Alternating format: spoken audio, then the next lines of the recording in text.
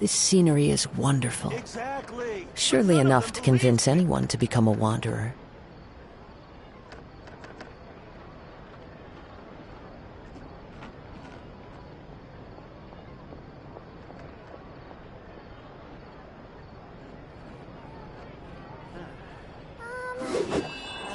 Banker next time?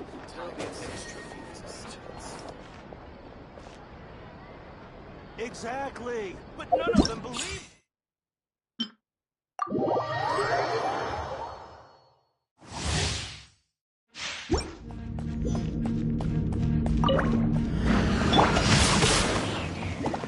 Don't get too close! Absorption test. Stand clear. Transfixed! Swirl. Mark 2. Ring cutter. Supporting fire! Witness my rise!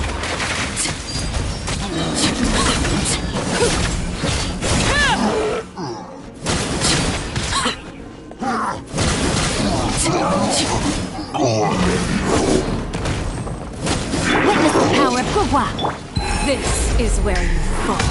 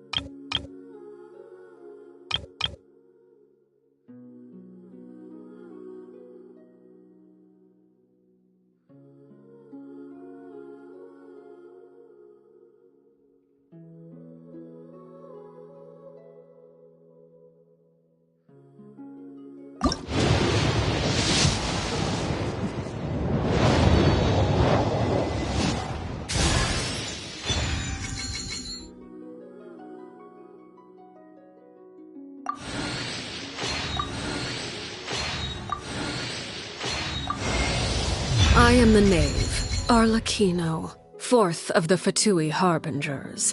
The children of the House of the Hearth call me Father.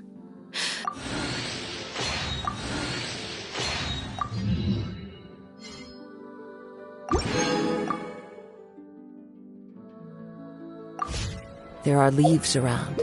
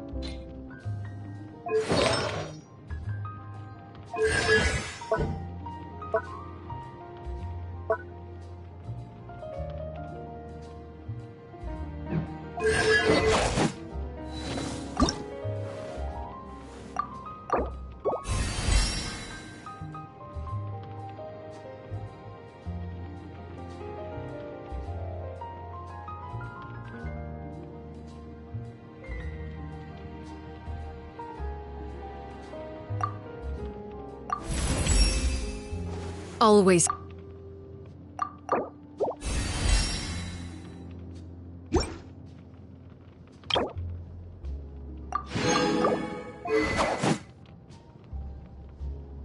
And I know just the...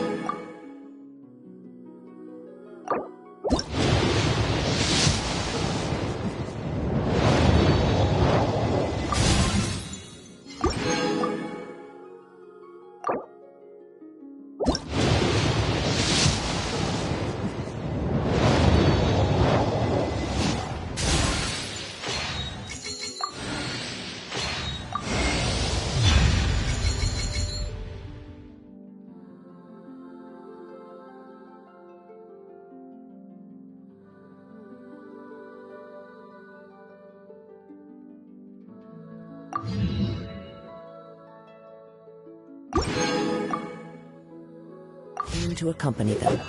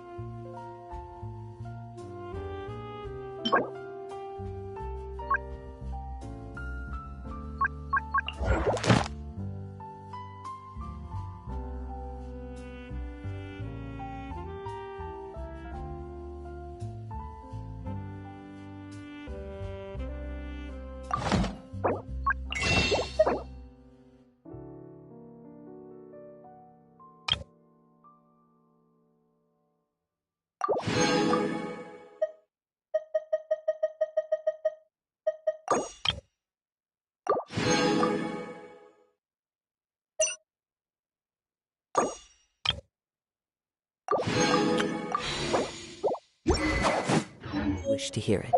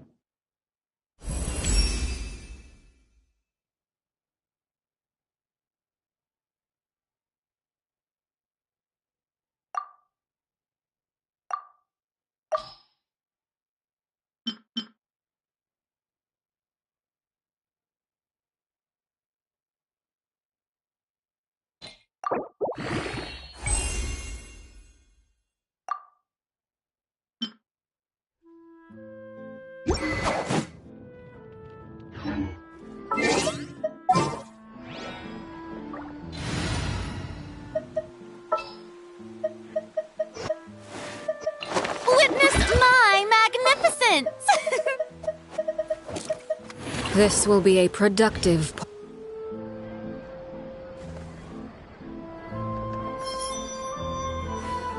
Exactly. But none of them Finger believed next me. time?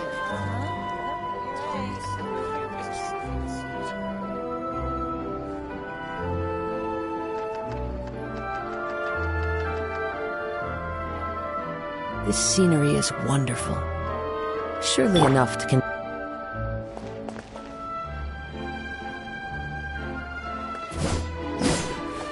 Exactly. But none of them believed me. Is in the eye of the beholder.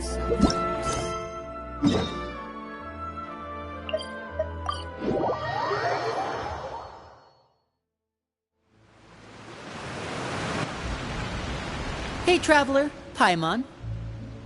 Oh, Paimon knows that voice! Over here.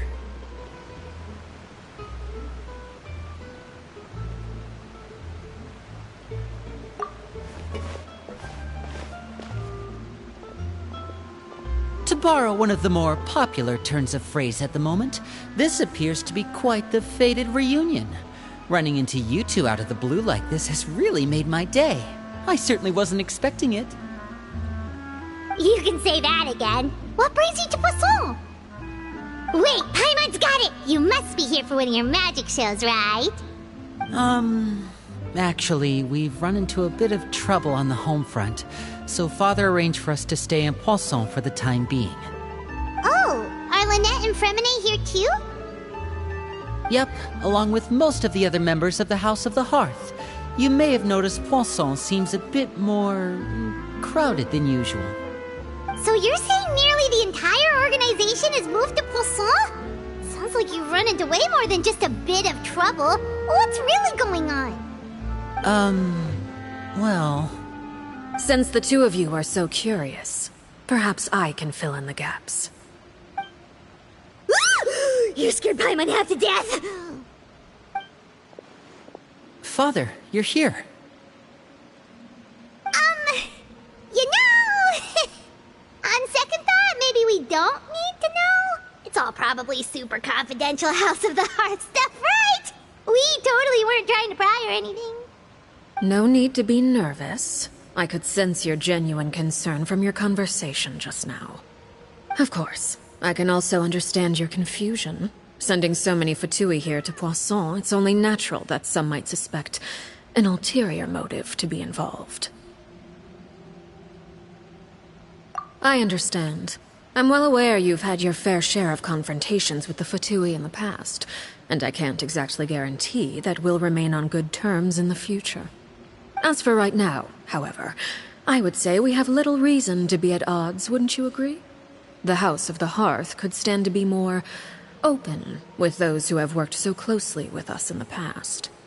As for the issue at hand, well, it hardly relates to any ulterior motive.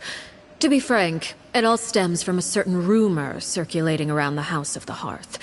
It's an internal matter. What sort of rumor? A rumor that a certain phantom child is hiding away in the House of the Hearth. A phantom child? Ooh, just hearing the name is giving Paimon the creeps. A spirit that should have long ceased to exist is lurking in the shadows of the House of the Hearth. So I decided to bring the children to Poisson before continuing to investigate the situation. I expect I should be able to track down the spirit fairly quickly. After that, it's just a matter of resolving the situation, if you will.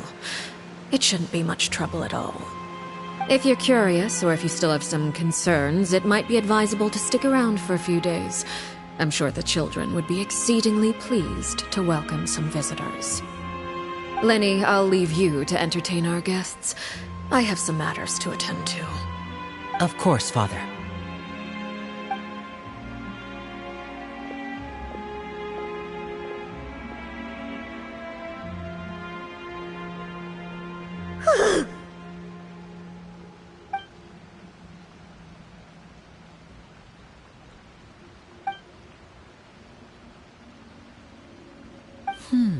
It has long been a dream of mine to invite you to our home and introduce you to my other siblings.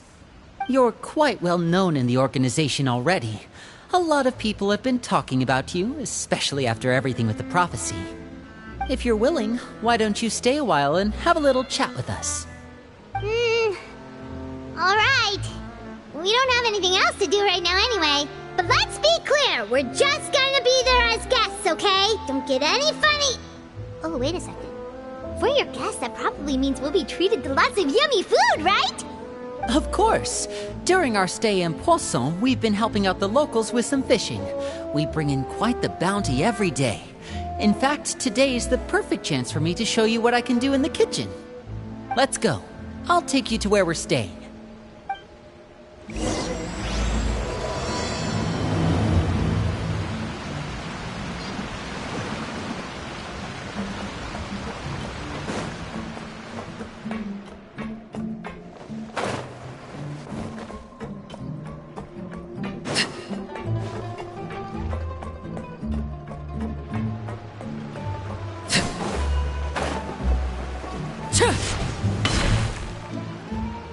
We rented this house from one of the locals to use as a temporary base. I'll come back later and tidy up a bit. After that, it should be all ready for you to stay in tonight. Awesome, thanks! So, where are we off to now? Well, when I happened to run into you two earlier, I was actually in the middle of distributing some supplies. With this many people staying in Poisson, we have to bring in outside supplies every now and then. I should probably make sure the rest of these provisions get delivered, otherwise people might start to get antsy. Okay, we'll come with! There are all sorts of rumors about your organization floating around out there. Paimon's not sure if she could even take a wild guess as to what's true and what's not. But now that we finally have the chance to see a day in the life of the house, we can take a good look at how you operate! Well, you're more than welcome to come along. Just follow me.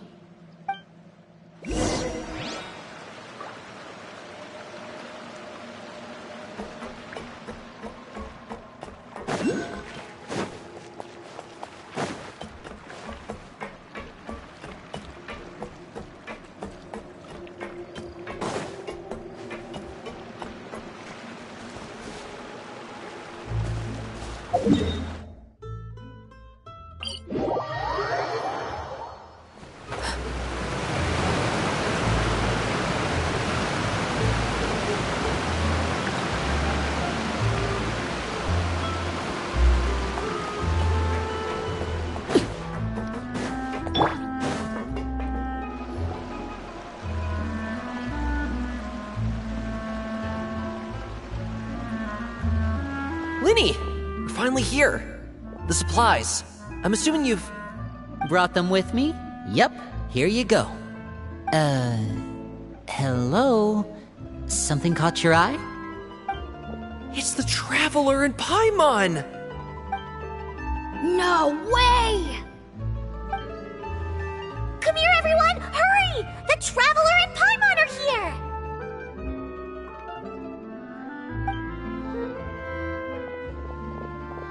One at a time, please. Don't crowd around them all at once. We don't want to scare off our guests now, do we? Oh, it's alright! Gotta say, Paimon didn't realize we were this famous. Of course! Father and Linny have told us so much about you. Father told us about how you helped Linny. According to her, you're a trustworthy friend. And as far as she's concerned, that's pretty much the highest compliment we've ever heard her give. As you can imagine, everyone's been very curious about you. I heard the Traveler is so strong that he can move a mountain with his bare hands. I heard Paimon eats so much that she can clean out the entire pantry at Hotel Tabor in just 3 days! Wait a second! That's the rumor you heard about Paimon? Oh, not cool at all! Oh, wait! When guests visit, you're supposed to give them gifts and stuff, right? Oh, we don't need something like that. Besides, we don't have anything to give to you! Come on, we insist! I can give you some of my new potions. Just pick your poison. And by that, I mean medicine or actual poison. I've got both. Huh? Or maybe Shaplo can teach you guys about stealth! He's super good at it! He's never been caught. Ah, now that's not a bad idea. I know you usually prefer to fight head-on, but it never hurts to expand your bag of tricks, right? When it comes to eliminating your enemies, staying quiet can go a long way. Trust me, I would know. I was poisoned not too long ago, and I'm still dealing with the after effects. So I'm not quite as good as I was before, but I can still give you some pointers. Wait, when you said gifts, Paimon didn't think you meant poison and stealth tactics. But those are the best things we can give you.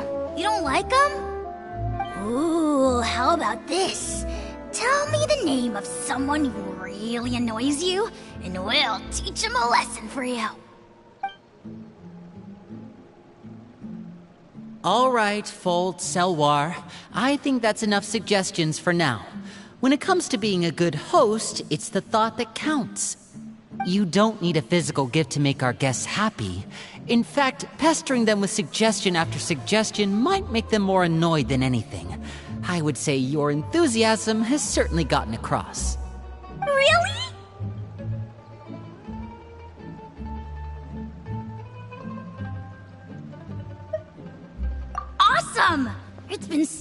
long since we have had guests to play with. If there's anything you need, just let us know. Yeah, especially if it's poison or something. I've got all sorts of potions for that. Well, we'll talk to you all later. We've still got supplies to distribute. All right, see you later.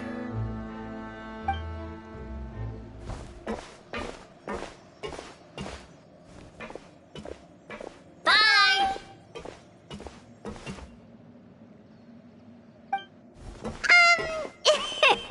Lenny, about all that poison and stealth tactics talk just now. Scared you, did it? That kind of talk comes with being part of the House of the Hearth. When Foltz was really young, he strangled all of his family pets, just out of curiosity. He was labeled a dangerous problem child and was abandoned by his family. Elwar has an unnatural obsession with potions. Father has forbidden her from trying all the different concoctions she comes up with, but she still tries to test them in secret. You really have to keep an eye on that one. Chaplot is around my age. While I'm mainly responsible for collecting intelligence, he handles surveillance. He's very passionate about his work and has no reservations about taking on some very difficult missions. I know you two probably aren't used to that kind of talk, but I can promise you they only had the best of intentions. Things like stealth tactics and developing different poisons, they really mean a lot to them. They were just trying to share the best of what they could offer, that's all.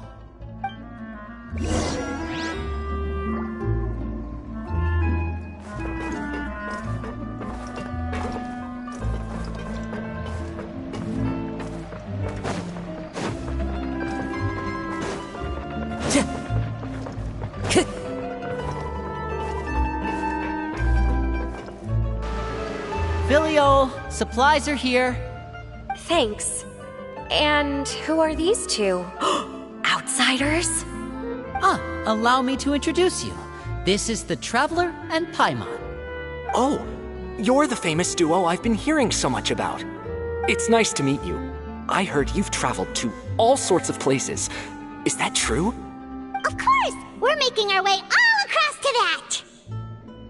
Oh, good for you. You must be pretty familiar with Fontaine by now, then. Have you seen the new opera that started running recently? I think it's called... The 4,000 Thieves? Oh, this is the first we've heard of it. It seems like it's going to be fantastic. From what I've been able to tell from the posters, anyway. You should definitely check it out if you have the time. Oh, and there's the Blind Maiden, too. That one is supposed to have audience interaction. Seems pretty interesting. After this mission is over, I think I'll go get a manicure. Oh, maybe I should dye my hair. Wonder how much it'll cost.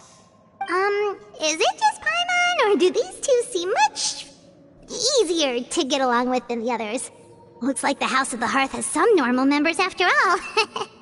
I heard that. Oh!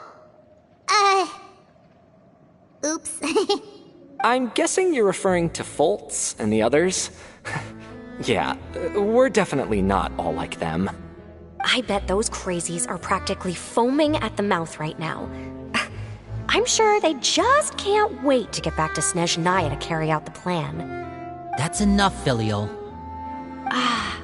Don't talk about family members behind their back, right? Whatever.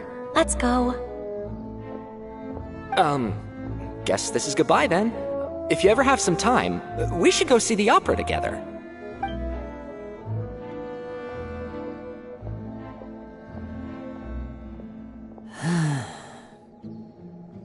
Well, that's it for the supplies. We should probably head back as well.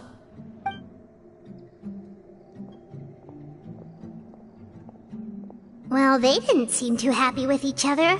Seems like there could be something more going on here. You're right. We're only here as guests after all. Oh, Linny's getting super far ahead. Come on, let's catch up.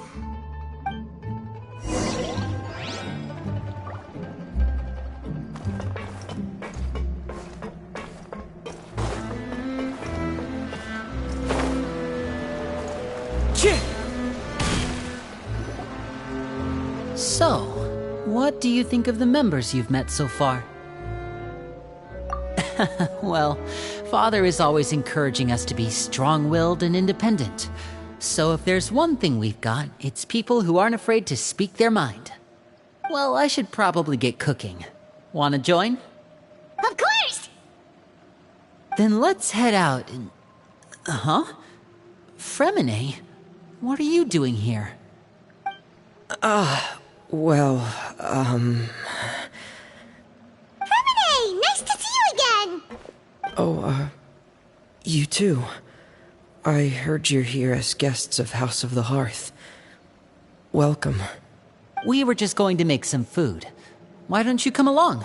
I could use some help in the kitchen, and I seem to remember you mentioning you wanted to make seafood soup for the traveler in Paimon. Seafood soup? Oh, Paimon is drooling already. Were you looking for something just now, Fremine? Maybe I can help. It's nothing. I just wanted to see if there were any extra supplies. Yeah, we've got some left over. What do you need? Some food and water, and some clean cloth, if possible. No problem. Give me a second here. Food, water... Wait a minute. What do you need all of those for?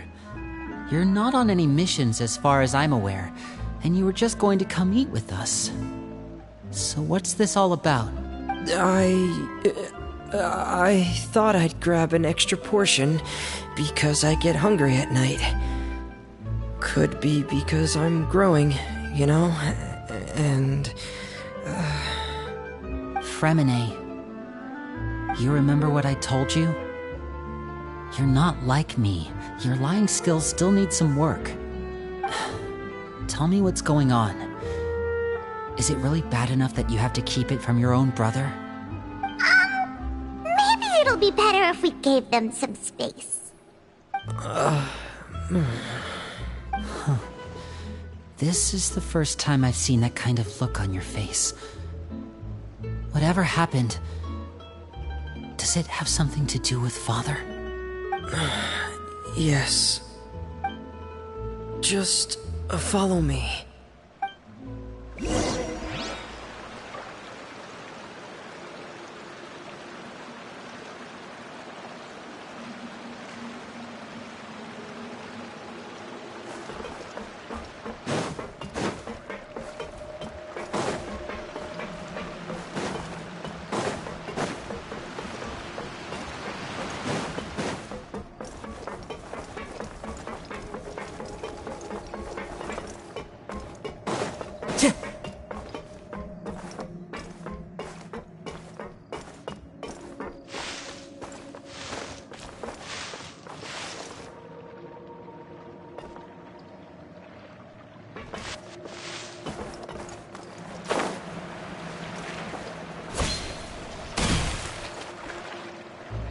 You're back!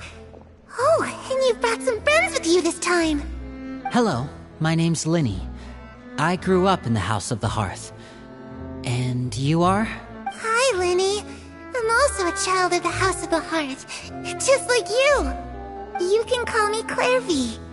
Clairvy? It's nice to meet you. Does that name ring any bells, Linny? No, not at all. That's not a name we have on our roster, I'm sure of it. What I'm not sure of, though, is how she managed to sneak in.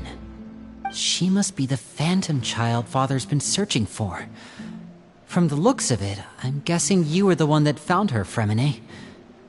You, haven't told Father, have you? No, I haven't told anyone. I've just been keeping her hidden. For how long? About half a month now. So ever since we got to Poisson, then. Do you have any idea what you're doing? I know what I'm doing. Really? 'Cause from where I'm standing, it looks like you're hiding the very person Father has been trying to find. If Father finds out about this, everyone involved is going to be punished. You know the rules of the house, Fremine. I know you do. Father doesn't tolerate any form of betrayal. So why are you doing this? I've thought it through. And I just can't hand her over like that. Linny, don't you remember last year? Sheplo nearly died after getting poisoned during that one mission. He wasn't able to get back before the poison started taking effect, and not a single person was there to help him. That night, while I was sleeping, I heard a voice telling me to go save him. I opened my eyes, but I couldn't find the source of the voice. I thought maybe I was just hearing things, but I went to look for him anyway. Luckily, I got there with enough time to save his life. That feeling of being haunted, of hearing voices, it's happened many times in the House of the Hearth. I'm sure you've noticed. So what you're saying is, that was her? She was the one who spoke to you that night? Unless there are other spirits roaming around the House of the Hearth, I don't think there's any other possibility. If Clairvy were our enemy, it wouldn't matter whether she was a spirit or an actual child. I would have acted without a second thought, because that's what Father ordered us to do. But she's been living with us, helping us from the shadows all this time. I think that makes her family. I couldn't just hand her over to be dealt with. Not when there's so much we still don't know. So what's your plan then? You can't keep her here forever. Someone is bound to find out eventually. I haven't thought that far yet. I don't want to disobey an order from Father, but I also don't want to put Clairvy in danger. Come with me. There are a couple things I'd like to say to you in private.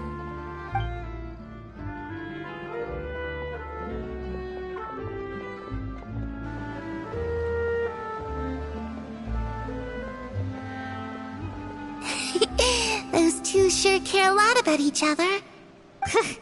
Well, they got a funny way of showing it. From where Paimon was floating, it sure seemed like they were about to bite each other's heads off. No way! They have a really deep bond. I could tell right away, because I also have a friend like that. I just don't know how long that kind of bond can last. The darkness in the house runs deeper than you can imagine. No one can get out alive. I'm sorry, Linny.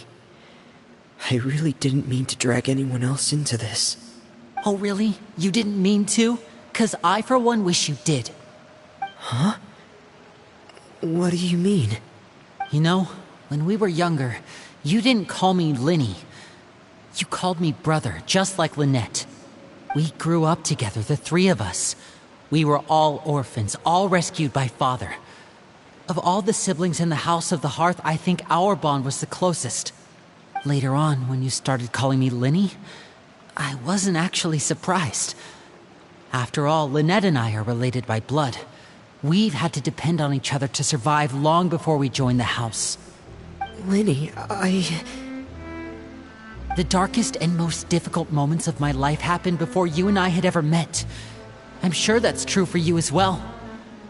Even so, Fremine, we've stood by each other for all these years now, and to me, that means more than blood. You and Lynette are the most important people in my life. No one can replace you. So I won't let you face anything alone. Not if I can help it.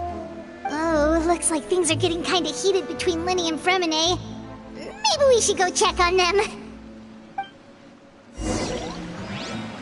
Oh, it's raining. I should put my clothes away.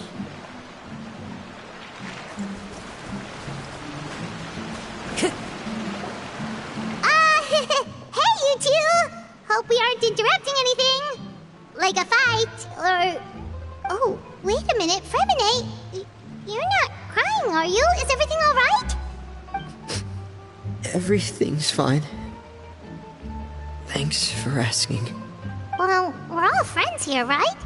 We've been through so much together, so if there's anything we can do to help, just say the word. It's just a small family dispute. It's not something our guests should trouble themselves with. In fact, it might be better if your stay ended here. What are you getting at, Traveler?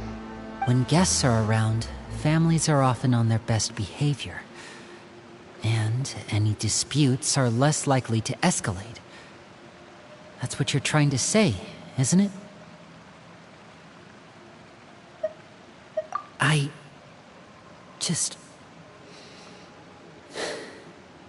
Thank you. I was really hoping to keep you out of it. But even if I could think of some other reason to turn you away, I'm not sure I could convince you.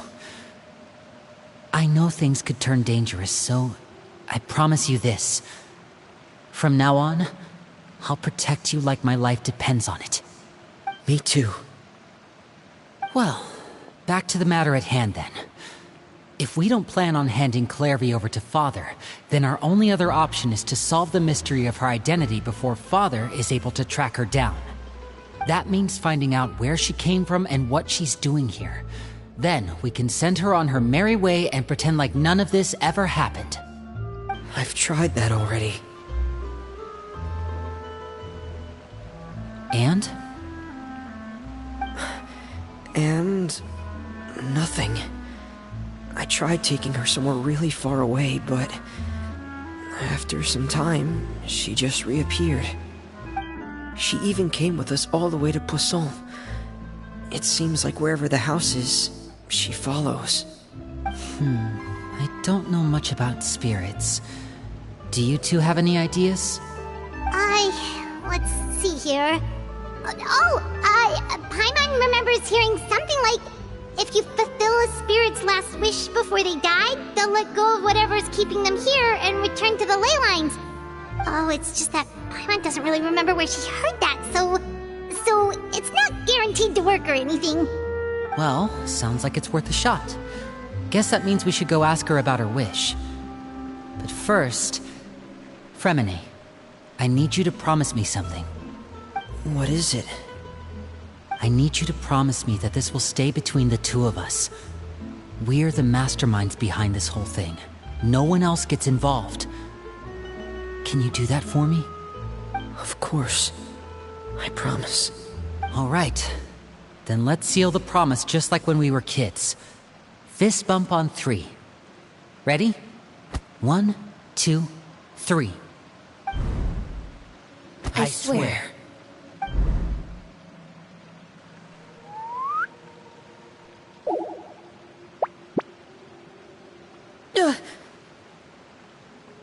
Whoa! Lynette!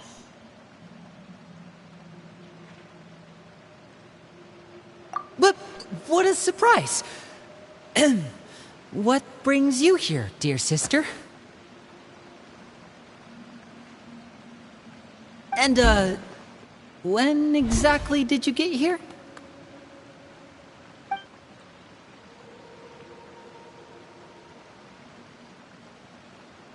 You're an idiot, brother. And you too, Fremine.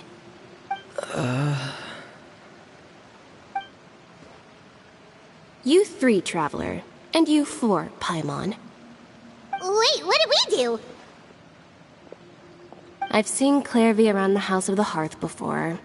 I hadn't seen her in Poisson, so I figured she must not have come with us. But it turns out, you were just hiding her. I heard you talking about your plan.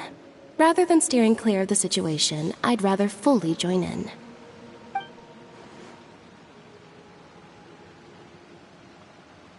If you don't agree, I'll have no choice but to report everything back to Father. Simple as that. You're not giving us much wiggle room here, Lynette. Well, I guess we're all in this together then. After we talk to Clairvy, we'll figure out our next move. There's no time to lose. Let's go.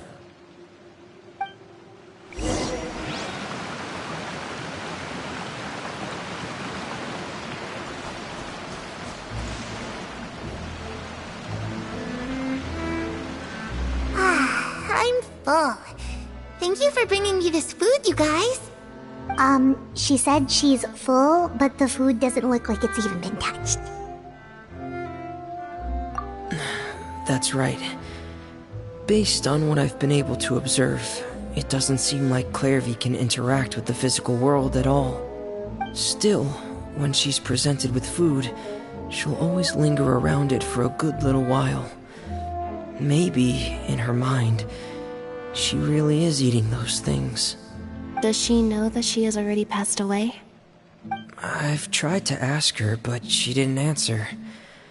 My guess is that she's just as confused as we are. Or maybe she couldn't understand the question at all. Clairvy, if you've got some time, I'd like to ask you a few questions. Sure. Oh, another new friend. Hi, I'm Clairvy. Hello. Clairvy, how did you join the House of the Hearth? Huh? Isn't it the same for everybody?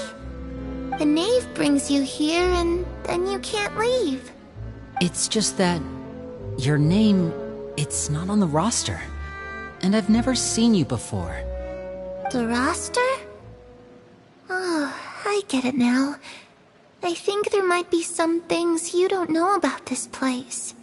The people in charge, they're not as nice as they look. They say they keep a roster, but it's not complete. There are a lot of people who aren't on it, and never will be.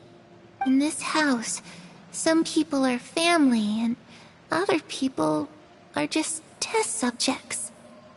Those kinds of people aren't ever going to get a place on the roster, unless it's the roster of people who've been executed. Wait, does that mean the knave... She... Is there anyone that can vouch for you? Perry, she's my best friend. She's the only one I trust in this place. Have either of you heard of that name before? No. Me neither. Clairvy, Perry. Neither of those names are on the roster. But it seems like she's telling the truth. Either that, or this kid's already got a bag of tricks bigger than mine. Maybe we should try a different approach. Clairvy, do you have a wish? A wish? It can be anything you want. Just imagine. It's your birthday, you're blowing out the candles, and your wish is...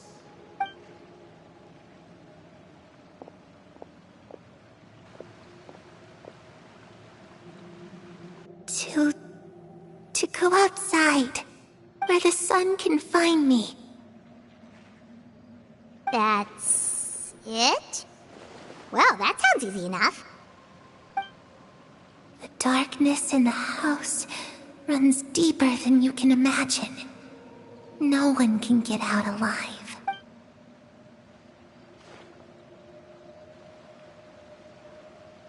Okay, time to divide and conquer.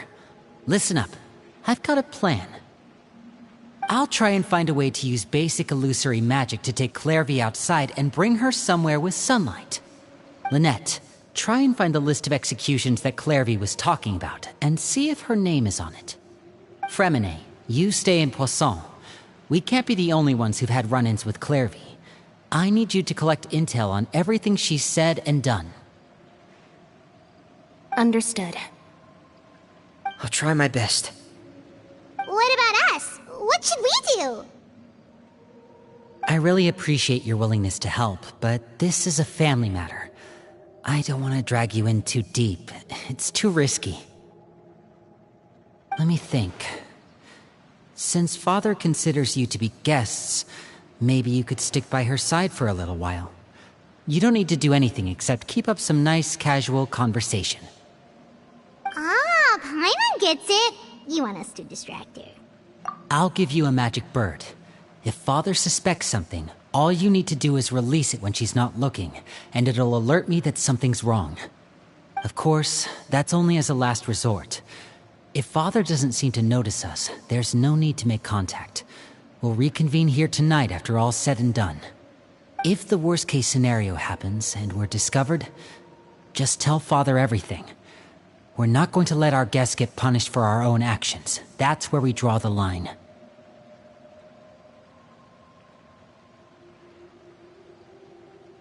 You too.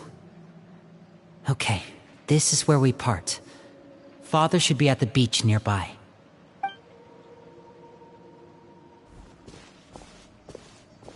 I really hope this goes well. No, it has to go well. That's the only way this can get resolved.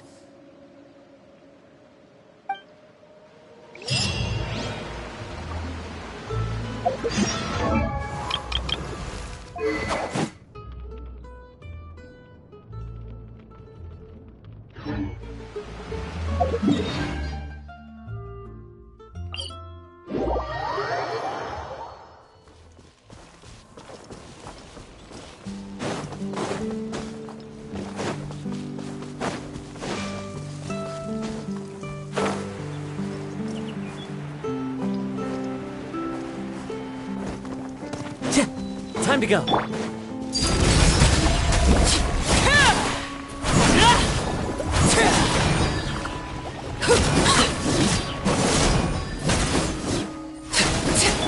As one with wind and cloud.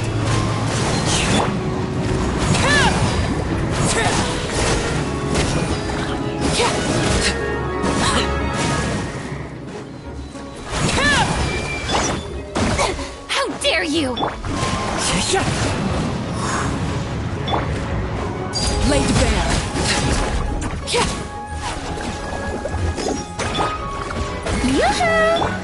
One with nature. Wind strike. Clouds high. The birds call.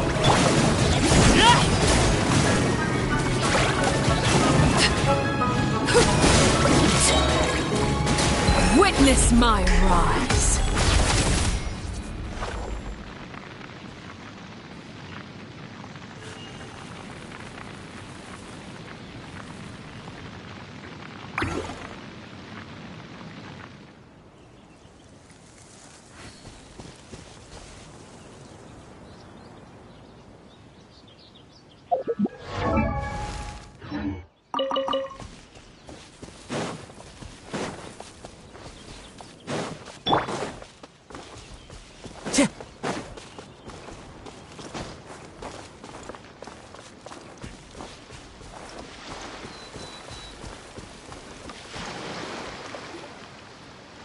It's the knave!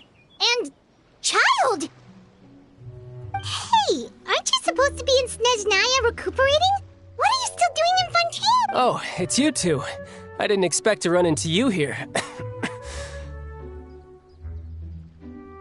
I was unconscious for quite a while after the fight in the Primordial Sea.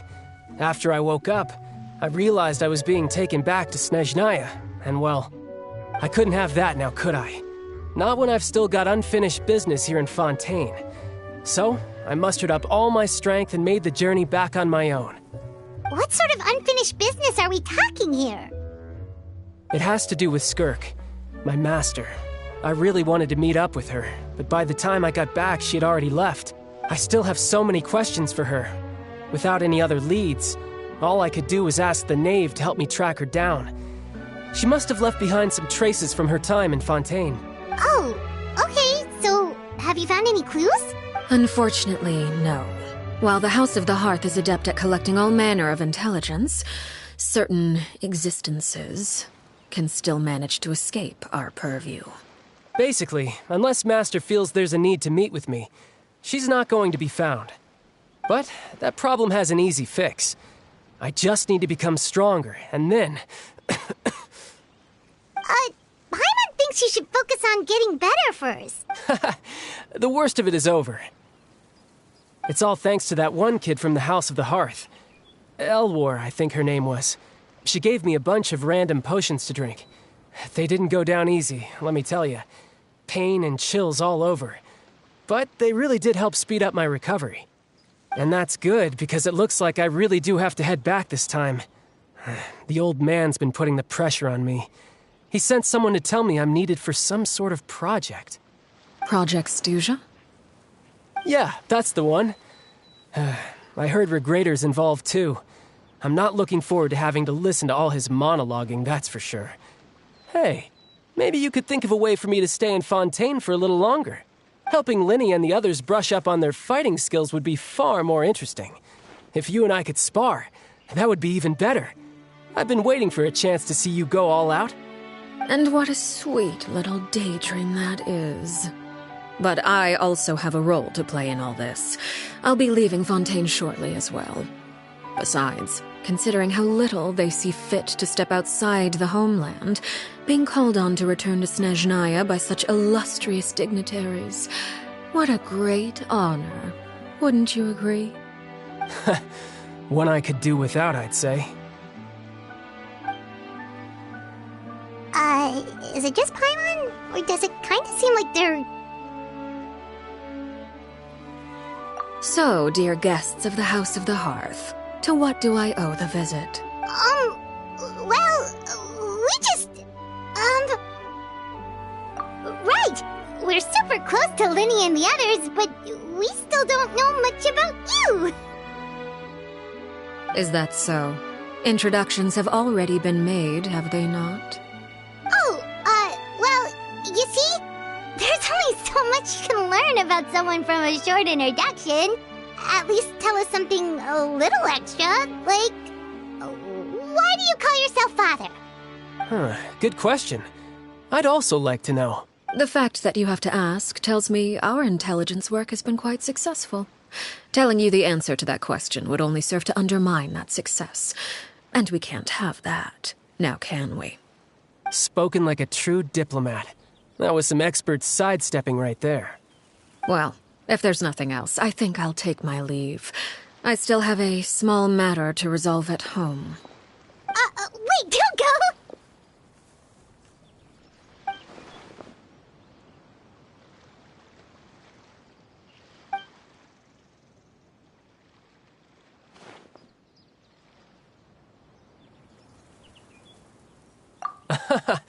I'd also like to hear the answer to this.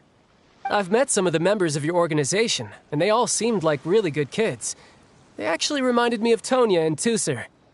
Which, by the way, if you ever betray them, I'm just letting you know, I won't let you off easy. And why would I betray them? Well, you've already betrayed the House of the Hearth once, haven't you? At least, that's what I heard.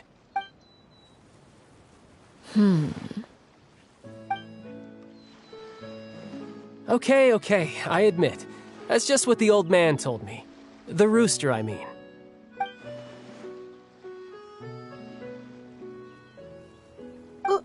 Wait, did you really do something bad to those kids? Never mind what I've done. I'm more curious as to what the mighty rooster had to say. Care to enlighten me? Well, nothing much. Just some stuff about you taking out many other members of the House of the Hearth, and even going so far to attack your own family. I see. Based on your reaction, I'm guessing it's all a bunch of lies. Hardly. I don't appreciate his particular turns of phrase, but I suppose he didn't say anything untrue. Although, it would be more accurate to say that there is a certain level of prejudice involved, but I don't intend to clear that up just yet. Prejudice has a funny way of concealing the real truth behind certain things, an attribute that I find to be quite advantageous. Call yourself a Fontainian, for example, and people will assume all sorts of things, when the real truth is that this is simply the land where I was raised. Huh? You're not actually from Fontaine? But then why did you try to help out with the prophecy and everything? I was trying to protect the children born in Fontaine.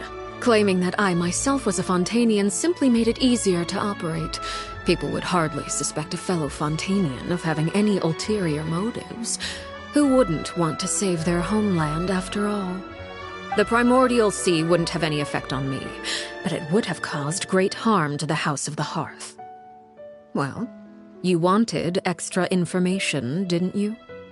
There you go. I hope that satisfied your curiosity.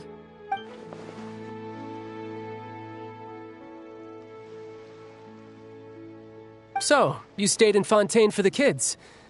I guess I was wrong to believe you'd betray them. Apologies. Looks like I was holding on to some prejudices myself. Good. Like I said, I like it when others have misconceptions of me. Actually, while I was recuperating at the House of the Hearth, there was something else that really caught my attention. I heard that members always resolve disputes and arguments with a friendly spar, and the loser has to back down. Seems pretty cool if you ask me. Would also give them plenty of opportunities to hone their skills. Well, that's only a recent development. In the past, such spars weren't nearly so friendly. The losing party would lose everything, including their life. They were that high stakes? Whew, at least that's not a thing anymore. Well, the current atmosphere's not half bad. I'm a bit jealous, actually. You've got so many family members around you, and you even get to live with them. Having a lot of family around means dealing with a considerable amount of bickering and scheming. Once Tonya and Tusser enter their rebellious phase, I'm sure you'll understand. Just imagine.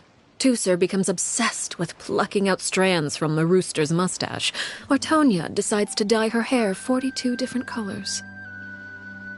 Okay. I get the picture.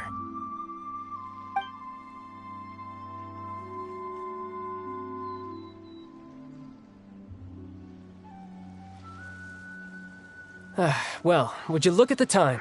I should probably get going. Traveler, Paimon, I'm not sure where our paths will cross next, but the next time we run into each other, we should definitely try and find some time to spar. Again, maybe this is a conversation we can have when you look less like you're gonna keel over. All right. Well, thanks for everything, Arlecchino. No thanks necessary. You also played a part in obtaining the Gnosis. I would say we can call ourselves even. I like the sound of that. Well, I'm off. See you all some other time. We should probably get going too. Do you want to head back with us? Oh? You want me to leave so soon? Oh, well, you see, I'm rather enjoying the evening breeze. If you don't mind, I think I'll stick around for a bit. I have some things to think about. Apologies for not attending to you like a proper host. Please forgive this slight. I do hope you'll have a pleasant stay. We managed to keep her distracted until nightfall. Good thing Child was there to keep the conversation going. You don't think she suspected anything, do you? Oh, I wonder if Liddy ran into any issues. Let's hurry back and see how everything went. Oh? You decided to stay a little longer? Let's take in the ocean view together, then.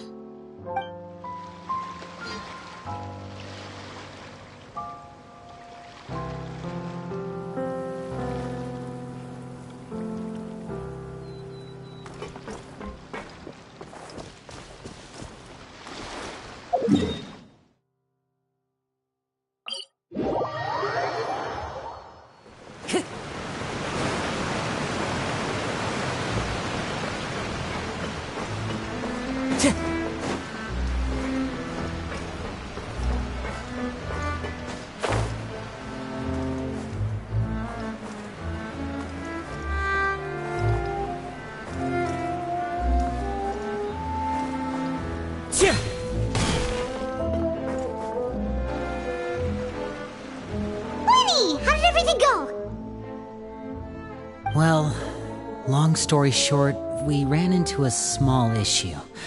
Clairvy can't go into the sunlight. Everything was fine at first.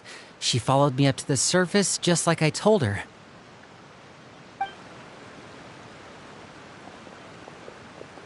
But as I led her out of the shadows and into the sunlight, she vanished. I turned around and there she was, standing at the edge of the shadows, silently watching me. Huh. Maybe she's afraid of sunlight, or... No, it wouldn't be her wish if that were the case. Well, we could always try pushing her into it.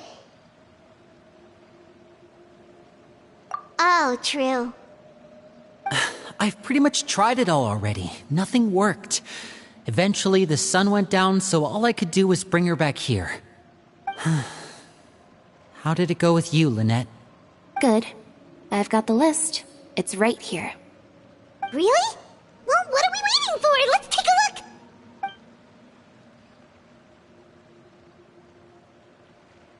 Oh, that's a lot of pages. Oh, it's gonna take forever to get through it all. We can each take a section. Here. La Pouillade, L'Endroit, Chambel, Horaire.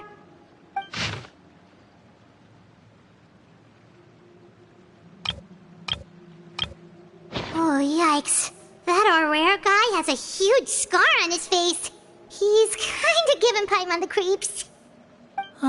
I've met him before. The scar is from an injury he received during a mission. I still remember him joking with me about it. He said any future lover would take one look at him and then lose all interest. Did he say anything else? Well, I asked if there was someone he was interested in. He said no, and that's where our conversation ended. It was only later that I learned he really did have someone he liked.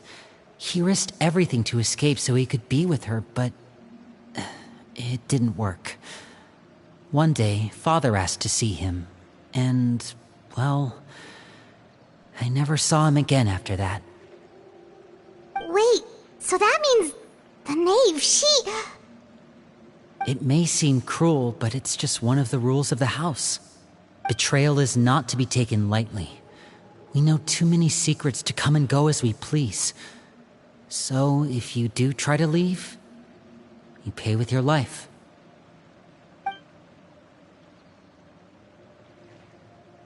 Her name's not here, huh? Well, that's not too surprising.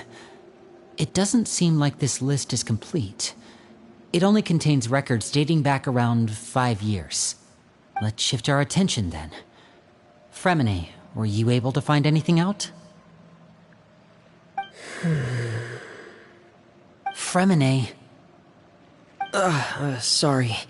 I was thinking about something. I managed to talk to quite a few people, but I couldn't help but notice that the atmosphere in the house was a little... strange. Strange? Yeah, I mean, I know there have been arguments in the past, times when people haven't gotten along. Chaplot and Filiol are a good example of that. Oh, those are two of the people that we met while delivering supplies. Paimon can see how they might not get along. They had very different vibes, and their, interests seem to be pretty different as well. That's to be expected, actually. Father brought us all here, shared her knowledge with us, taught us how to fight. That's one thing we all share. But that's also where the similarities end. Not all of us feel the same desire to stay here. As members of the House of the Hearth, we're also considered part of the Fatui. And to a lot of people, that's an identity they never asked for. Certain members get older and realize they want something else for themselves. But considering the rules of the house, most people would never say that out loud. People like Chaplot and Foltz are loyal to Father and her vision. They're proud to be part of the Fatui. Filiol and Nantoy, on the other hand, well, they aren't quite as enthusiastic. These kinds of conflicts have always been there. It's not like Father is in the dark about any of this. Well, that's true. But it just feels like things have gotten worse lately. Filiol and the others, it seemed like they were meeting in secret to talk about something. I can't say for sure, but I think they've met Clairvy. You think she's been inciting them to act out? No, not exactly. But I wouldn't be surprised if she said something to them about the darkness in the house. and how deep it runs. She's told me about it before. Experiments being run on children. People being used as pawns on the battlefield without so much as the strength to survive. And they just believed all that? Without any evidence? Clairvy's words probably gave them the excuse they were looking for. Whether they actually believe them to be true is secondary. This is all because of Project Stuja, isn't it? Whoa. Hold on a second. What's this Project Stuja all about, huh? This is the second time it's come up now. Sorry, but I'm not sure of the details either. I only know what Father has told us, which is that it's something the Rooster and Regrator have been working on together. Apparently, it has to do with the Vatui's strategic plan for the future. Because the House of the Hearth was so successful in obtaining the Gnosis, we now have the honor of playing a key role in Project Stuja.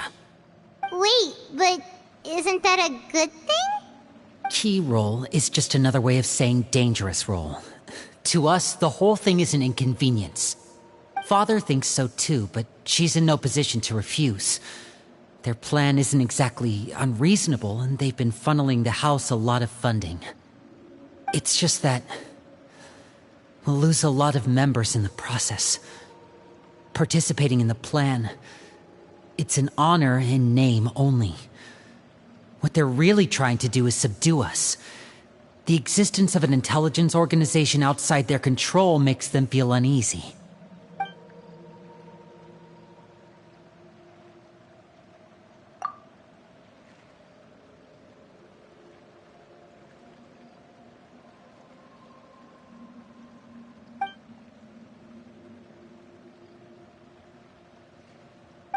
Super complicated top secret Fatui business aside, what does all of this have to do with the conflicts you were talking about earlier?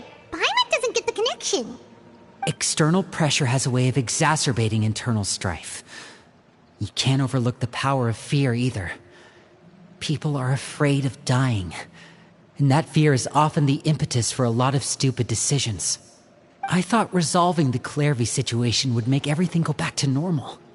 But it looks like things are more complicated than I thought.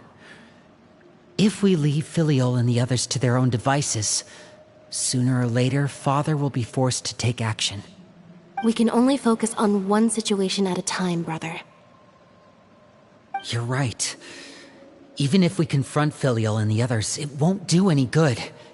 It might even make matters worse. We should focus on Clairvy for now. Well, it's getting late. We should head back and get some rest. We'll try again first thing tomorrow. Lynette, you stick with me this time. Fremine, keep a close eye on Filiol and the others. Make sure they don't do anything they'll regret. Good work today, everyone. Have a good night, and I'll see you tomorrow.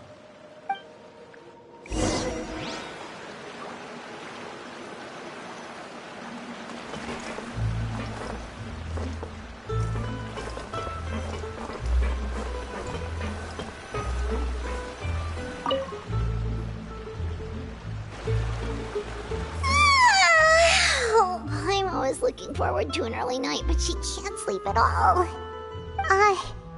Hey, you don't think the knave will be too angry with Linny and everyone if she finds out about all this, do you?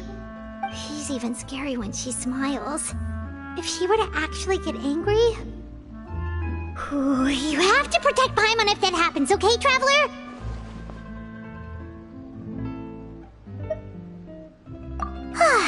Trust is effort, Traveler.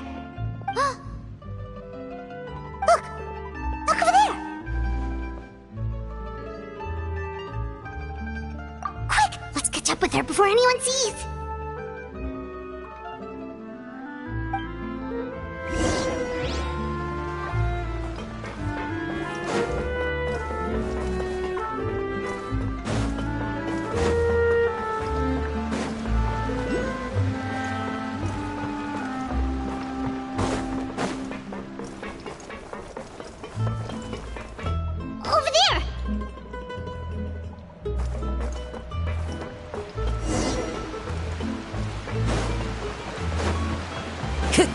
time to go. Oh, where is she going? Oh, if someone sees her, we're toast!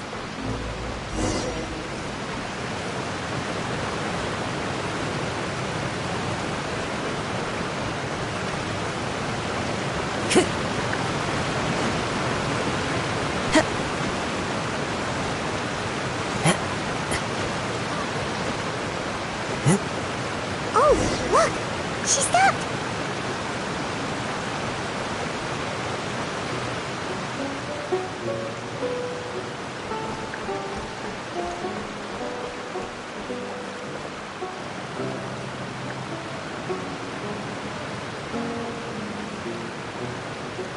Clearly! Shh. I opened the window while no one was looking. Look how pretty the outside is. If only I could have more than this. You probably think I'm being silly, huh? All this hopeless resisting.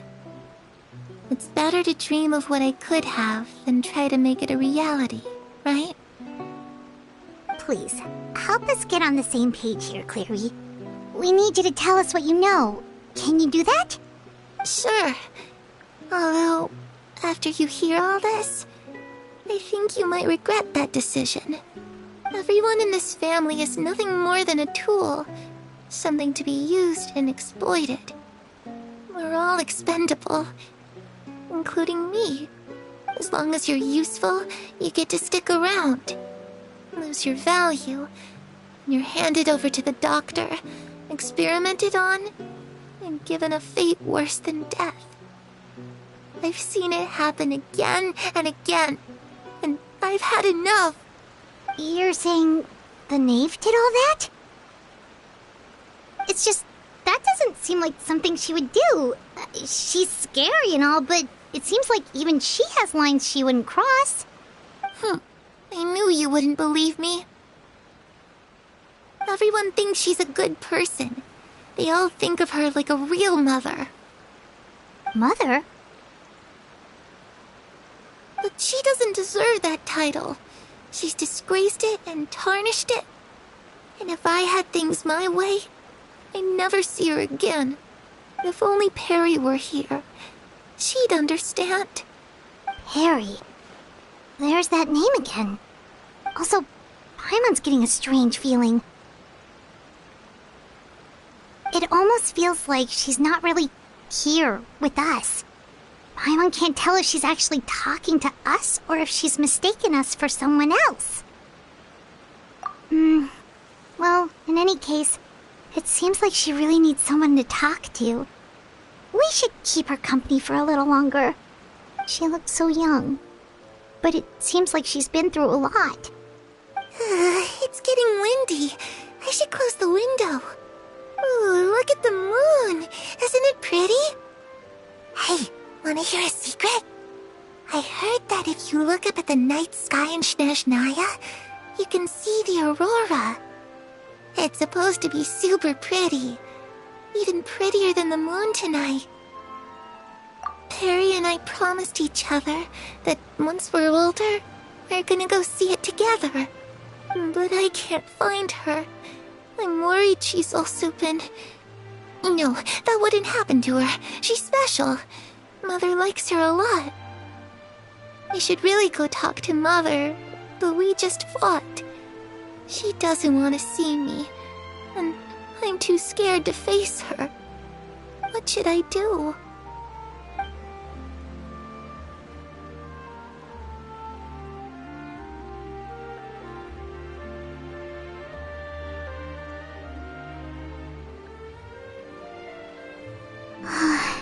Paimon really doesn't understand what's going on with her. Well, let's head back. We've got an early morning tomorrow.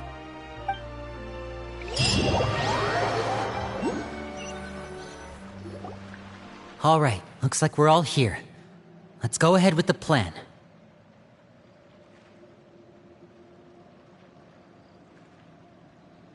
Oh? What is it? What makes you ask that? Well, we Clairvy last night, and that's what she told us. We met the doctor back in Sumeru. He's super dangerous, and he's done all sorts of bad things. It's possible that Father and the Doctor have had certain dealings, but I don't think Father would work with him. We're not really on the same side, so there's not a lot of trust between them.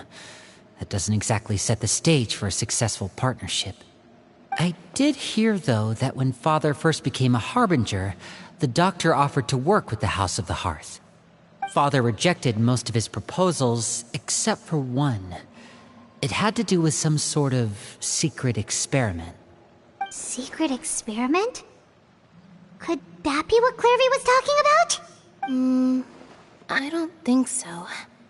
I don't know any details about the experiment itself, but I do know it's an entirely independent operation. The Doctor only proposed a direction for the research. That was the extent of his involvement. I still don't think that counts as working together. The details of the experiment are confidential, but complete records are kept on all participants. That doesn't seem to be the case with the situation Clairvy referred to. I know you don't agree with some of the Fatui's methods, and I'm not asking you to. But I am asking you to trust us on this. The House of the Hearth has its own principles. There are certain lines we're not willing to cross. Alright, that's good to hear at least. Clairvy seems to think the Knave and the Doctor worked together to do something horrible. If that turned out to be true, Paimon doesn't know how he would even face you guys. It's just that it doesn't seem like Clairvy is lying either. The easiest thing to do would be just ask the Knave directly, but Paimon doesn't think she'd tell us.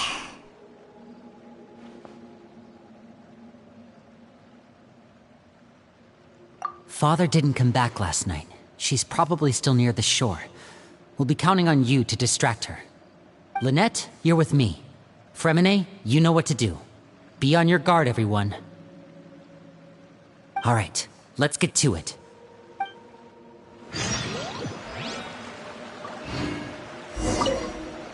Where are we going today? Let's try somewhere further away this time.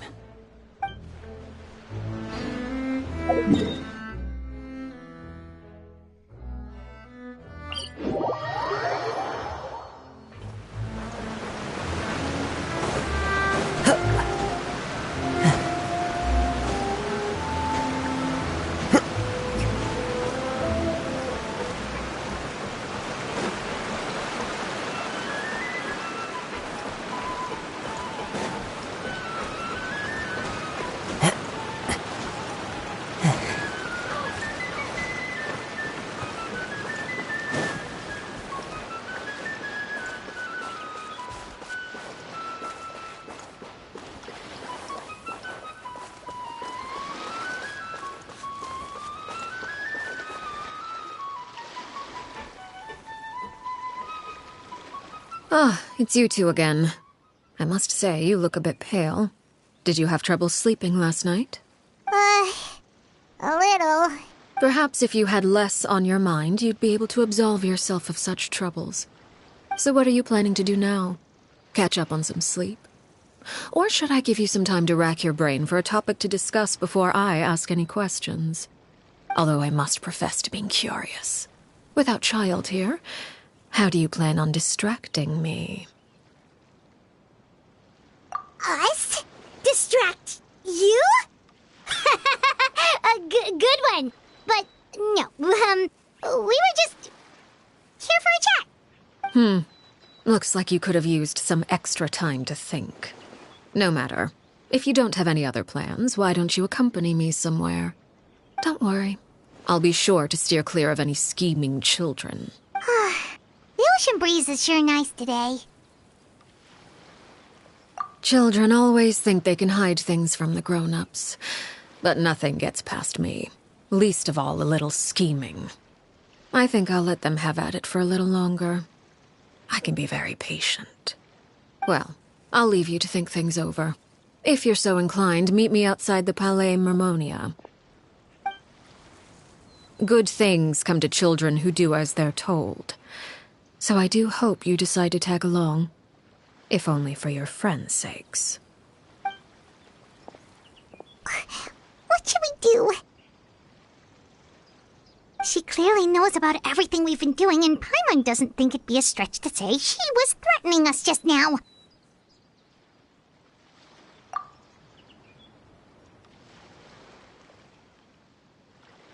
Oh, good idea. Hopefully he sees it in time. Well, we should probably head to the Palais Mermonia. Paimon doesn't want to find out what happens if we don't show up. Based on what the knave was saying just now, it sure didn't seem like it'd be anything good.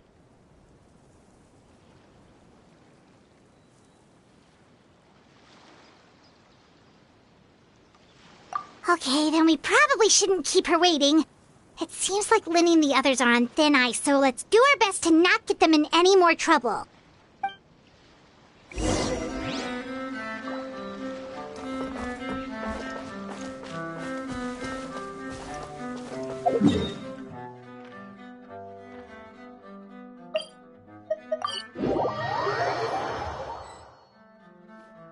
Seeing as we still have some time before my meeting, we might as well enjoy some pleasant conversation while we wait.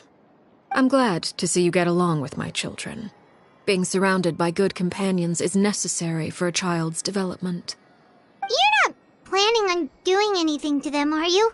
I assume you're referring to Linny, Lynette, and Fremine. Although, there's that situation with Filial and Nentoy as well. It appears quite a few people have been acting out lately. No matter. I'm not one to discriminate. All those who betray the house meet the same fate. There are no exceptions. Does that mean you're going to kill them? Oh, are you here to beg for their lives? I'm sorry to disappoint, but the rules of the house change for no one. In my organization, everyone is responsible for their own actions. But don't you care about them at all? They really respect you. They even call you father. You must feel something for them. Any organization in which feelings come before principles is one destined for ruin. The House of the Hearth is hardly an exception. You could say our principles are more stringent than most. Perhaps I can offer you this consolation at least. As our guests, you two will not be held accountable along with them. I would imagine Linny, Lynette, and Fremine will be able to keep their lives. As for Filial, Nentoy, and the others, I'm afraid there's little I can do. They can try to escape, but once you know our secrets, there's no getting out alive. But that's awful. Ah, you seem concerned. Out of consideration for my guests, I suppose I could turn a blind eye for a little longer. If Linny and the others manage to dispose of Clairvy in the meantime, all evidence of their wrongdoing will be lost. In that case, I could hardly punish them for something I couldn't prove. If their efforts are unsuccessful, on the other hand, all will be held accountable. And the punishment will be severe. Of course. Oh, and here, I believe this belongs to you. Do try and keep better track of it next time. It takes a considerable amount of time to train a bird like this. It would be such a pity if you were to lose it. Permanently. Wait, where did you get that? Well, I'm afraid that's all the time we have to chat. Now, for the matter at hand. I asked you to meet me here because I have business at the Palais Mermonia. It has nothing to do with you, but I think it would be prudent for you to stick by my side for the time being. There will always be time later to run off and tell Linny what you've learned. Well, time to go. Looks like we wrapped things up just in time.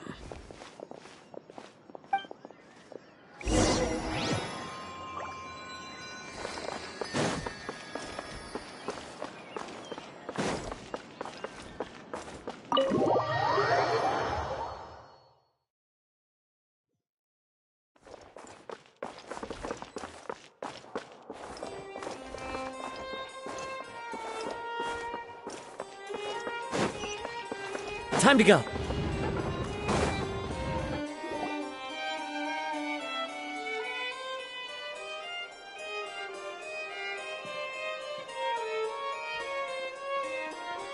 It's been a while, Monsieur Neuvillette. I must say, I wasn't expecting my meeting request to be approved quite so quickly. The Palais Mermonia operates with an efficiency worthy of admiration. It is only right that an esteemed diplomat such as yourself should be afforded the proper level of respect. Although, if I may speak plainly, I must confess that I did not anticipate we would have the occasion to meet again after presenting you with the Gnosis. I see you brought the Traveler and Paimon with you as well. If I may inquire as to the purpose of your visit. I'll be departing Fontaine shortly. There is, however, an outstanding matter that I would like to see resolved before I go. It requires a rather lengthy explanation, I'm afraid. So I took the liberty of explaining everything in this proposal. Please review it at your leisure, Monsieur Neuvillette.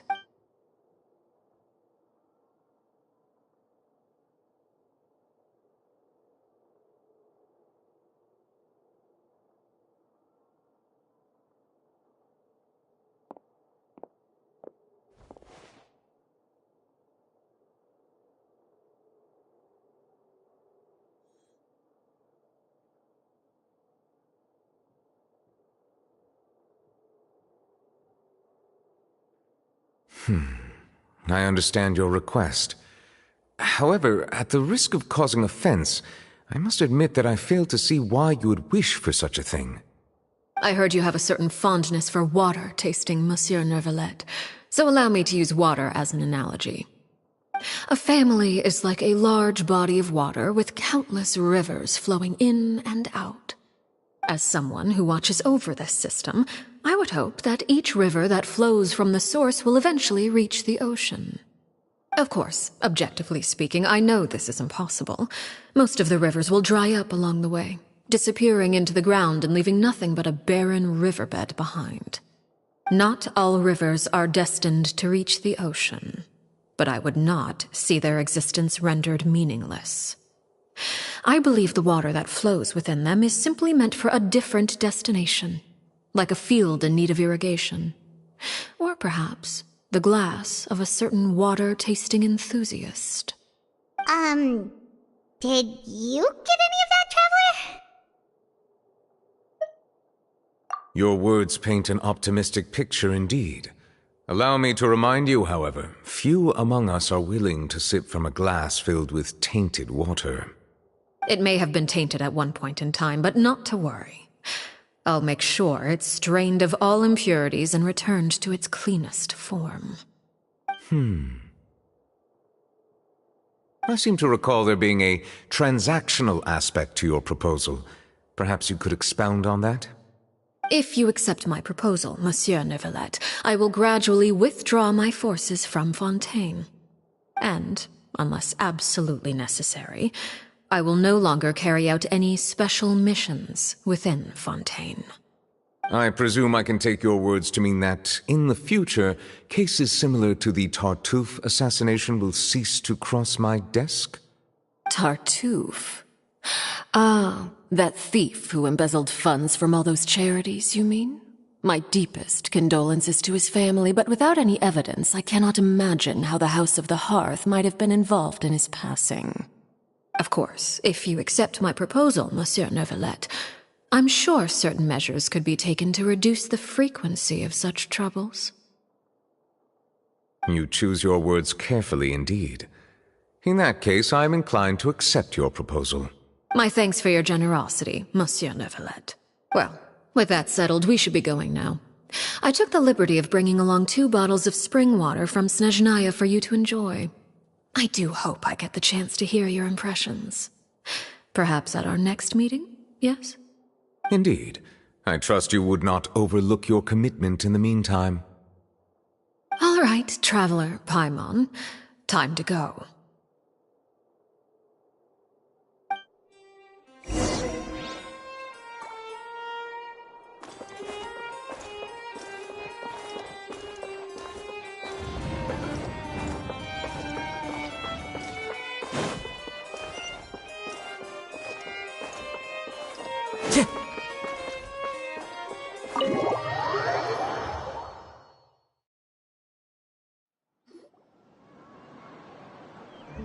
So, what exactly exactly were you talking about back there? Paimon only heard you mention some rivers, a large body of water, and then some kind of irrigation scheme. You really want to know? I would imagine there might be more pressing concerns at the moment. Winnie, Paimon really hopes everything's going okay. Oh, Paimon recognizes that look. You've got your thinking cap on, don't you, Traveler?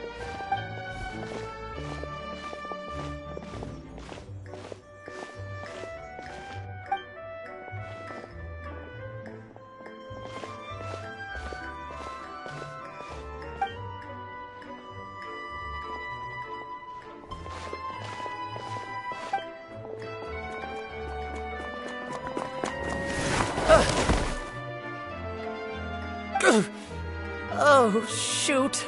Are you alright? Oh, jeez, I'm so sorry. I was so focused on selling these papers, I wasn't looking where I was going. Well, let me make it up to you at least. Here, take this paper. On the house.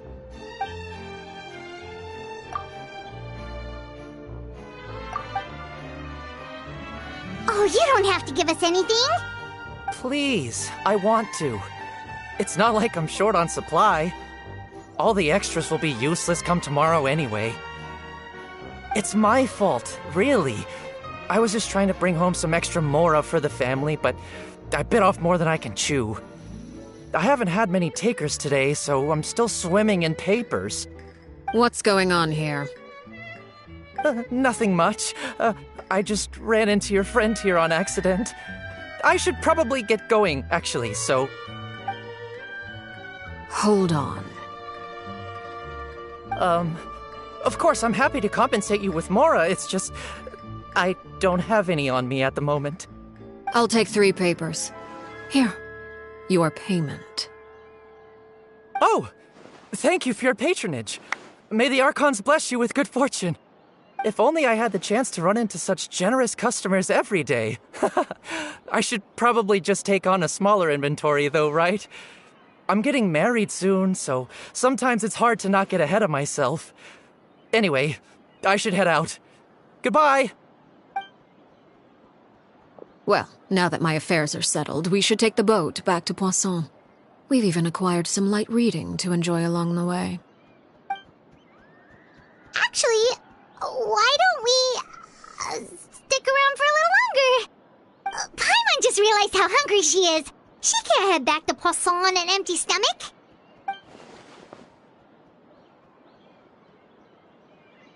It appears you two are under the impression that delaying our return will somehow alter the situation in your favor.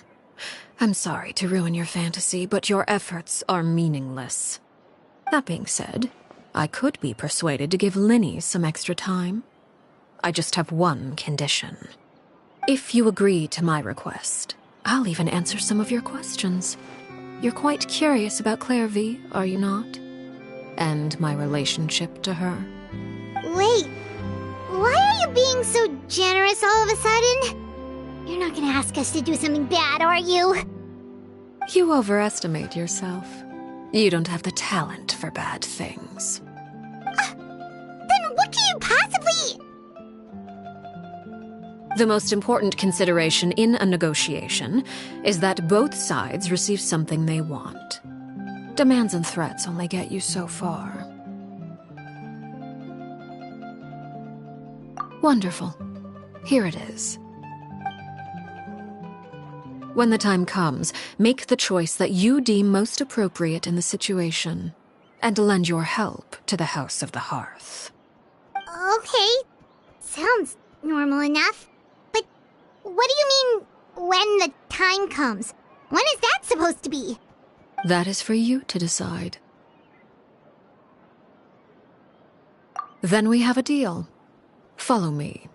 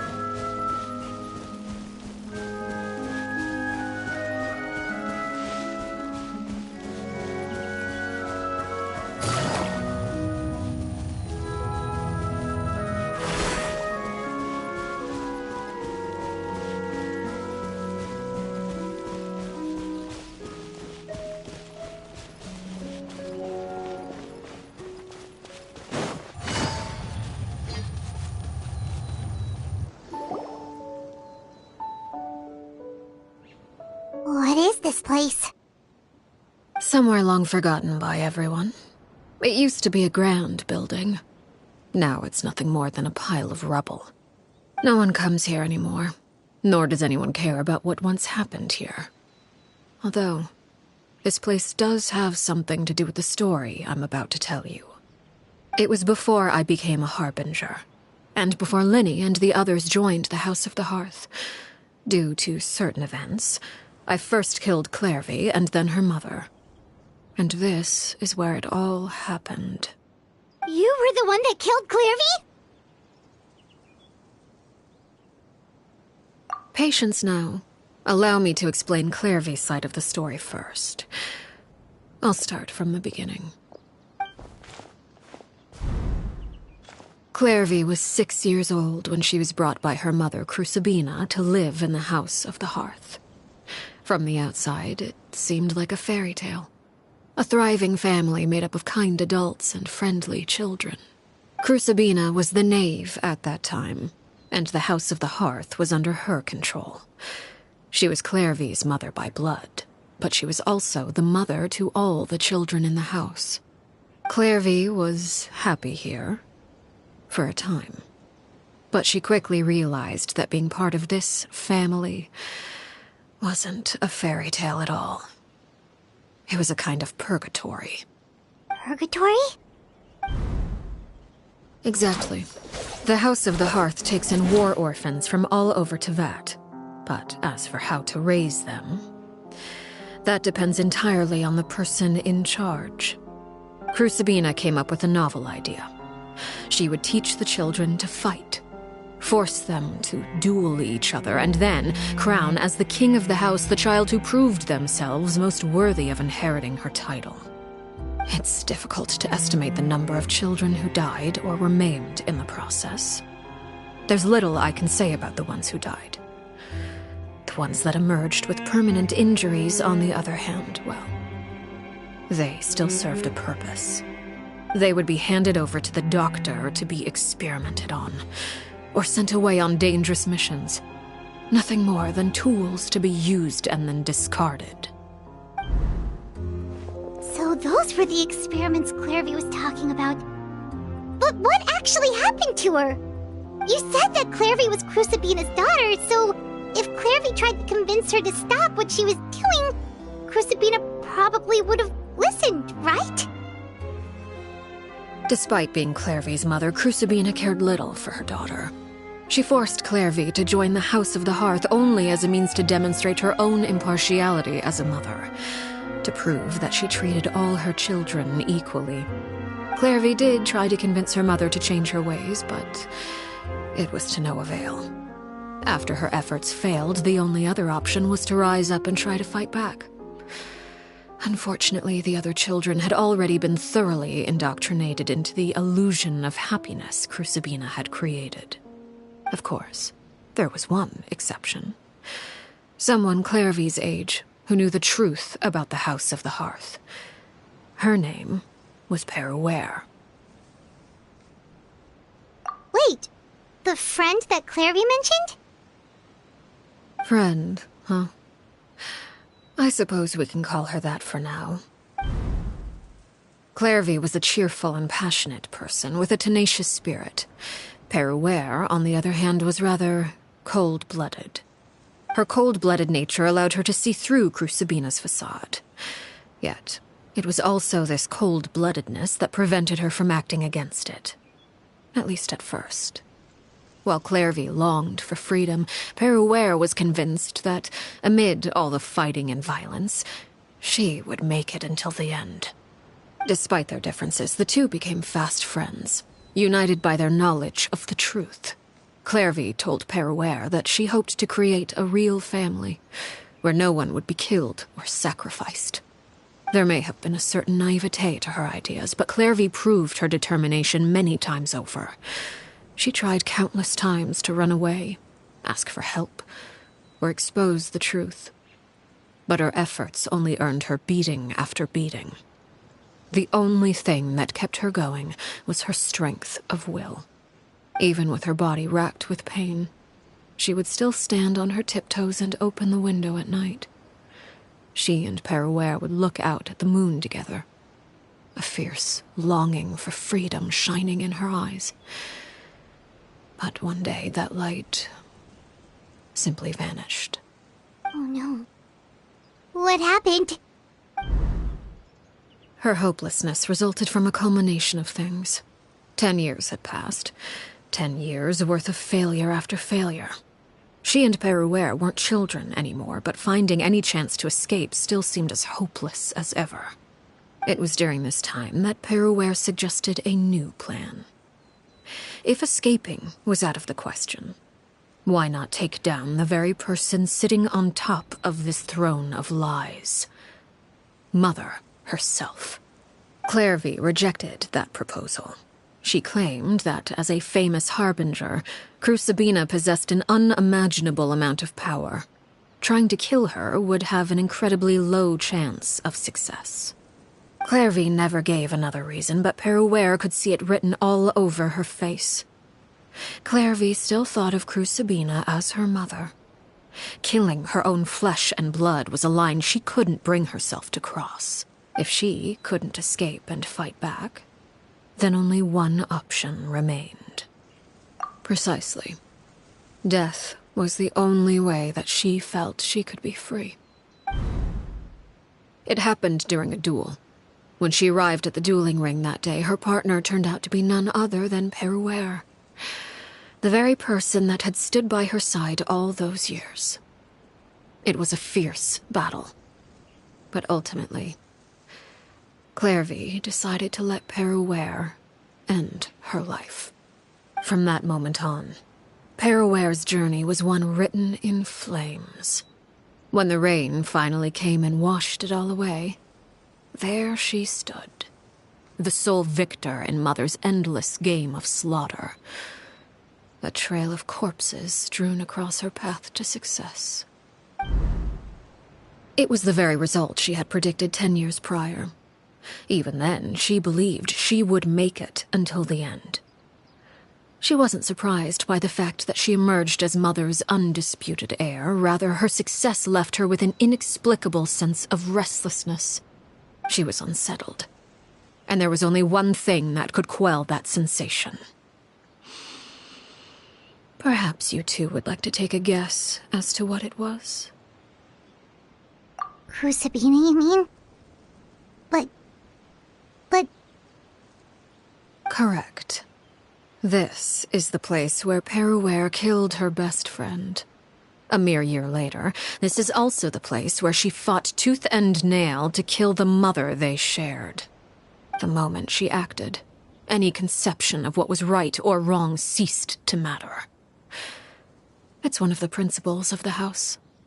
Only those who survive get to write the rules. Peruere won the battle, and became a harbinger herself. After which Her Majesty, the Tsaritsa, bestowed upon her a new name. Arlecchino. So the Perry Clairvy was talking about... It was you all along. You're Peruere. Arlecchino is just a name you got later. I left that name behind long ago. I must say, hearing it now does bring back memories. After I defeated Crucibina, the moniker of Mother died with her. I chose to forego the title she called herself, and even chose to give up my own name. I rebuilt the House of the Hearth under a new identity. Not only as Arlecchino, but as father. And that is where the story ends. Any more questions?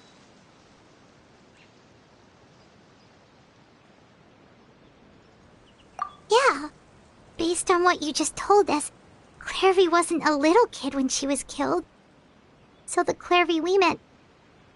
Was she really a spirit at all? I suppose you could call her an illusion born of flame. Her existence is like ashes to a fire. Something left over in the wake of blaze and ruin. You see, a certain power runs through my veins. It's not unlike a curse. My flames leave behind shadows of anything they consume. Of course, the chances of those shadows morphing into a sentient entity are exceedingly slim. Clairvy is a very special case. Clairvy died when she was 16 years old, but what emerged from the flames was her 6-year-old self. Her appearance wasn't the only thing affected. Most of her memories were lost to the blaze as well. Memory is a mysterious thing indeed. Losing a portion of your memories will alter your sense of self. Lose 10 years' worth, however, and it would be like living in the past. Like returning to a version of yourself that never grew up. No wonder Paimon got such a weird feeling when we were talking to her. Perhaps I should put it this way. Clairvy is someone trapped in time. It may seem like she exists with us in the present, but she truly lives in the confines of her own past. So if all of that is true, then you must have known about Clairvy for a long time. Indeed. She's a rather volatile and unstable entity. Sometimes she would look after the children. She's even saved some of their lives. But other times, she would hide from me and become obsessed with revealing the truth about the house to anyone who will listen. Shadows don't have the capacity to learn or grow. Any new information they encounter is quickly forgotten over time. Your attempts to expose Clairvy to sunlight.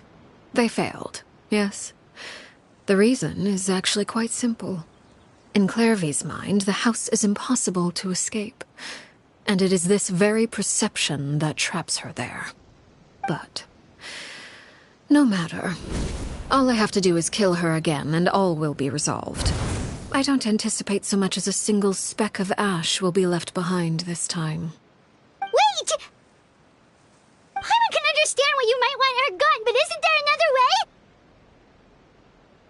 So what if she's trapped in her 6-year-old self? She's still your friend! At least talk to her first!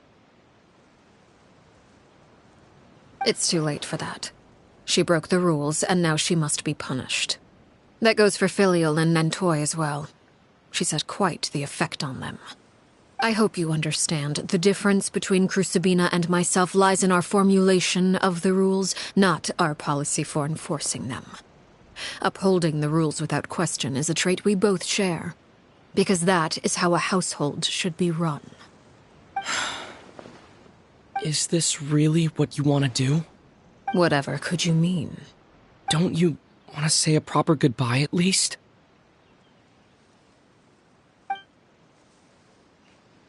Whether as a killer or as a father, there are two things that must be avoided at all costs: anger and sorrow. Anger makes you impulsive. Sorrow causes you to waver. Well, it appears it's about time to proceed. Before we arrived, I told some of my well-behaved children to bring our troublemakers here by nightfall. I do believe I've kept my end of the deal. I give your friends quite a bit more time.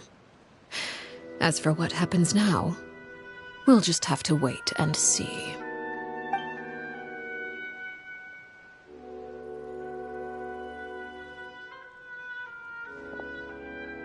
Here they are, Father. You gonna execute him?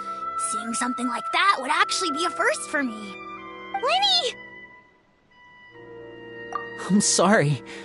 I heard about how you helped buy us more time. But I still failed. I couldn't find a way to fulfill her wish. Huh? Are you... Perry? Indeed, it's been a while, Clairvy. Perry! Shh, stay right there. I'm sorry to postpone our reunion, but first I believe certain scores need settling.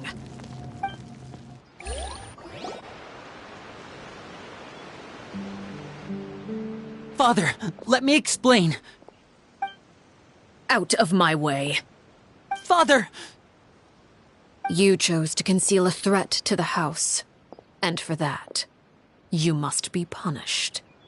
Overall, however, I suppose your wrongdoing is hardly the most egregious of the bunch, so I'll deal with your punishments later. As for right now, the more pressing concerns are the traitors among us. By traitors? Do you mean us?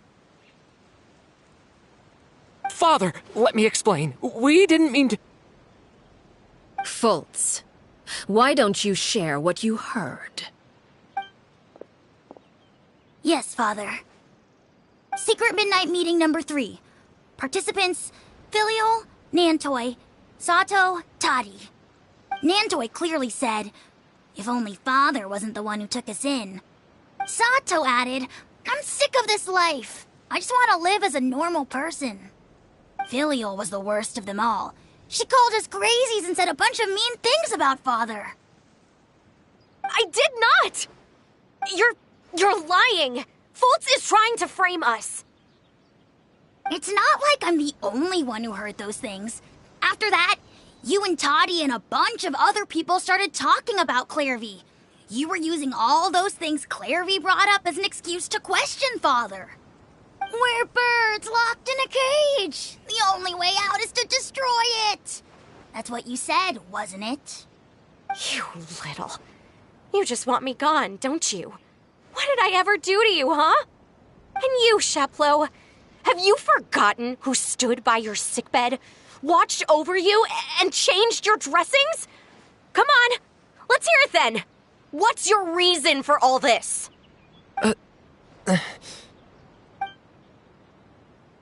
You're wrong, Filial. We don't want you to die. You're our family.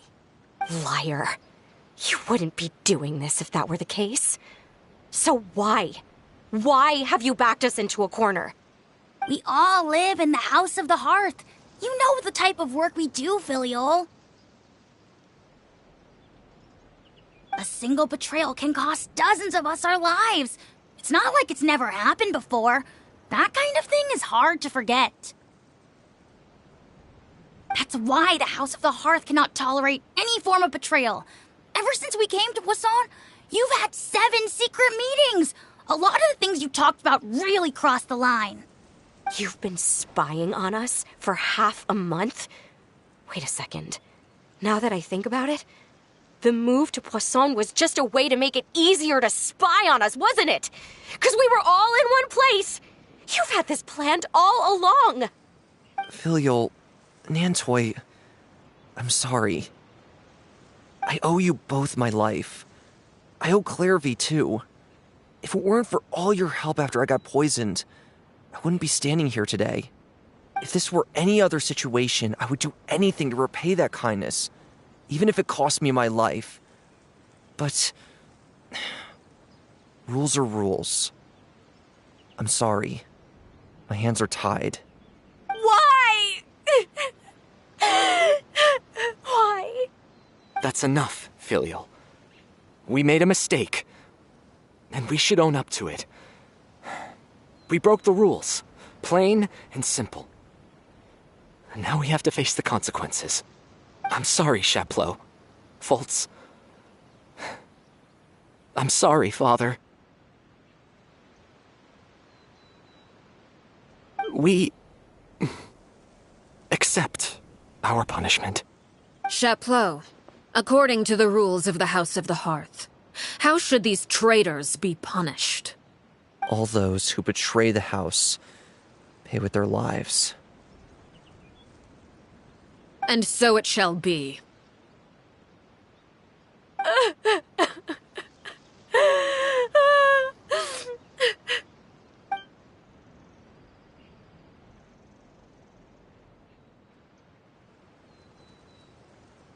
Father, please wait! Something you want to say, Linny? Please reconsider, Father. What Filial and the others did, does it really count as betrayal? We all come from broken families. From the very first day we joined the House of the Hearth, we wanted nothing more than to make it a real home. But the truth is, none of us know what a real home should look like. I'm not saying I have all the answers. All I know is this.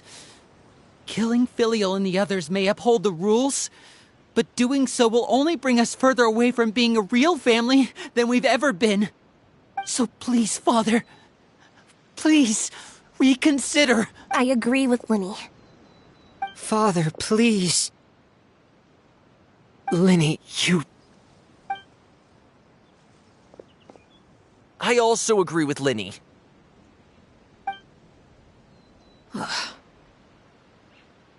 An order once given cannot be rescinded. However, given the extent of your determination, I suppose we shall have to go about this a different way. Draw your weapons and face me. Our weapons? Father, are you referring to a duel? Precisely. The rules of the house will not be altered. Traitors must be punished. However, resolving disputes with a duel is also one of our rules, one that also applies to me. Demonstrate a sufficient showing of strength, and I shall offer a concession. Wait. Beat Father in a duel? Impossible. Father is way too strong, even for Linny.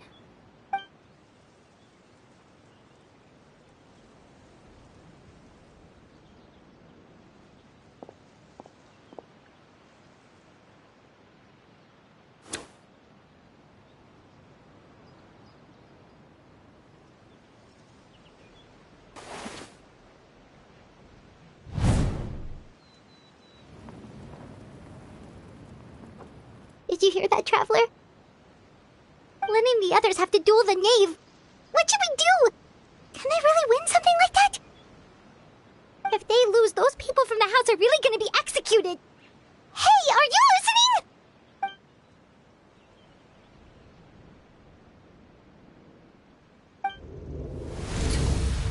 Don't you want to say a proper goodbye at least? Anger makes you impulsive. Sorrow causes you to waver.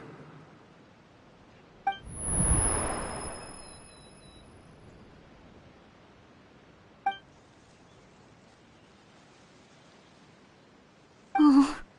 Looking at that expression on her face, she seems really serious about this. Guess that means there's no chance she's throwing the duel on purpose, huh? When guests are around, families are often on their best behavior. And any disputes are less likely to escalate. When the time comes, make the choice that you deem most appropriate in the situation, and lend your help to the House of the Hearth. What's wrong, Traveler? Hey, where are you going? Traveler? You're asking to join the duel against the knave?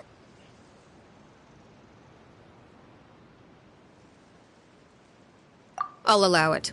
We do have a ready-made dueling ring at our disposal, after all. All I would advise is this. Keep a firm grasp on your weapon, and give it your all. Any less, and you may just lose your life.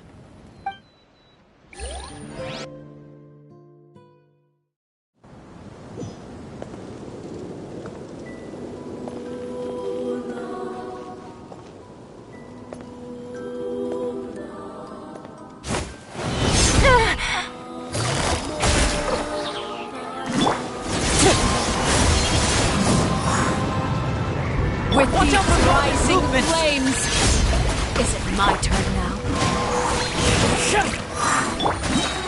Busted. What a drag. Here comes the catch. Now Take it that's easy. more like it. Closer now. Is it my turn? Hang in there!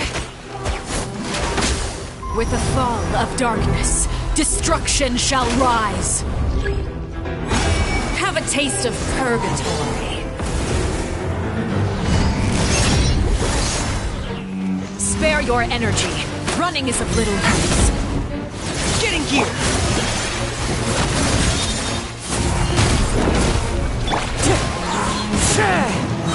Wind strike, as one with wind and cloud. Gotcha.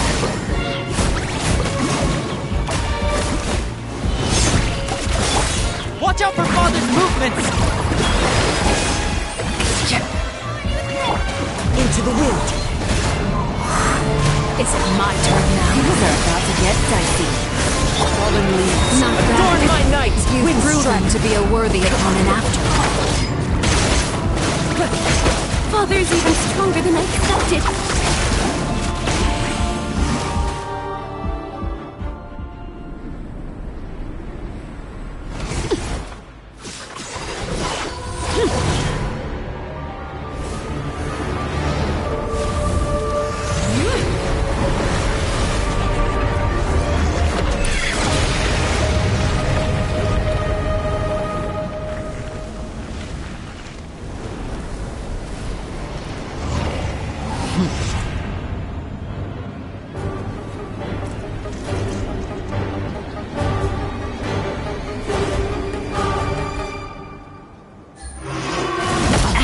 What a drag. Strike a pose! My blade is all that remains.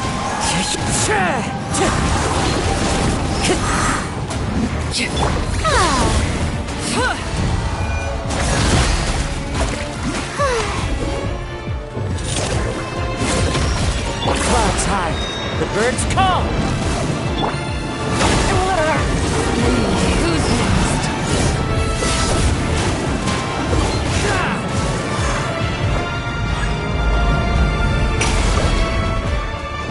Now's our chance! Your punishment made manifest. Take it easy. Quietly now. Time to shine! The sun and moon have set. Only its ruin remains. Time to get the Hope has been extinguished.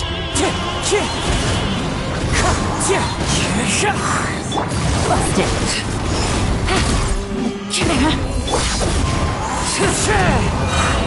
Now's our chance! Over here!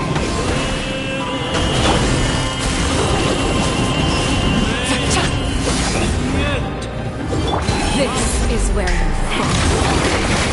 Imanis! Inanis!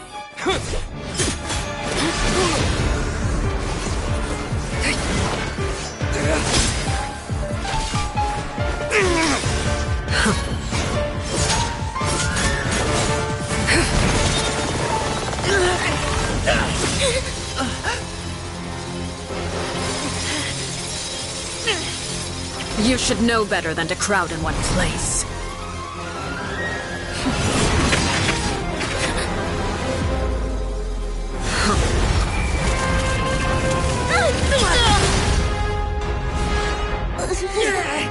Oh, I know.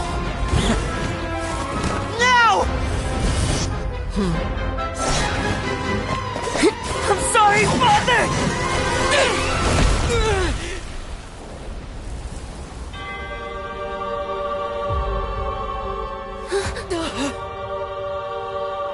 Sorry for what? This pitiful excuse for an attack.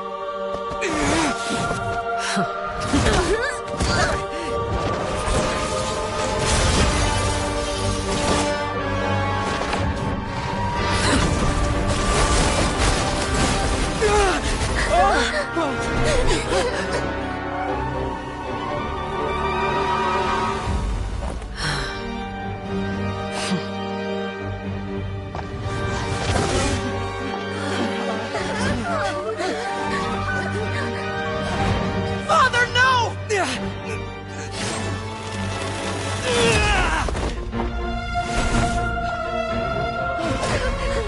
Made it out, did you? You're stronger than I expected.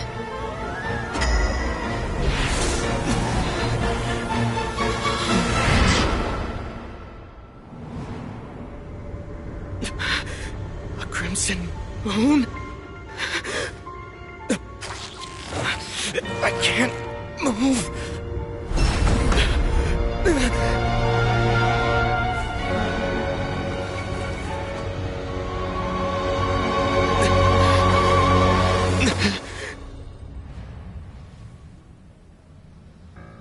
Still, not strong enough to beat me.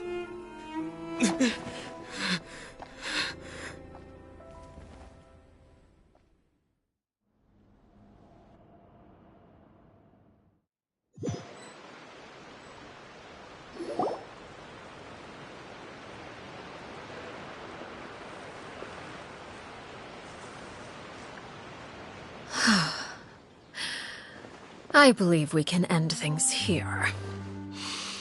It's not often that we get to enjoy the company of guests, after all. We wouldn't want things to get too out of hand. Brother, are you alright?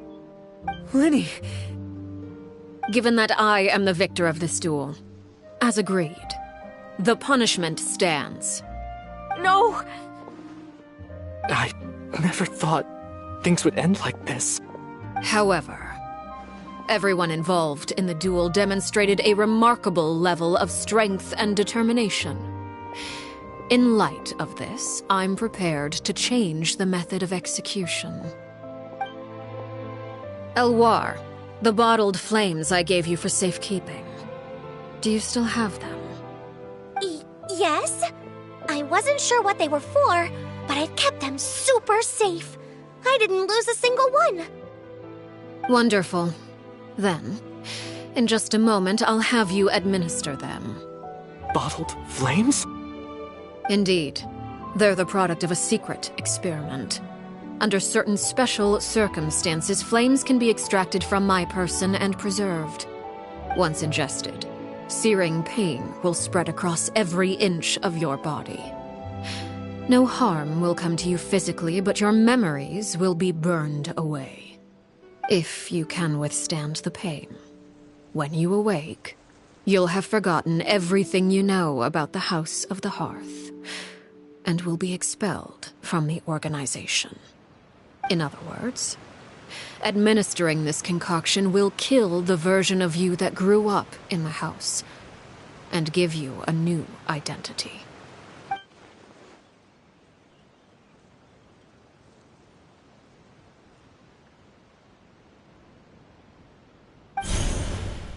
Memory is a mysterious thing indeed. Losing a portion of your memories will alter your sense of self.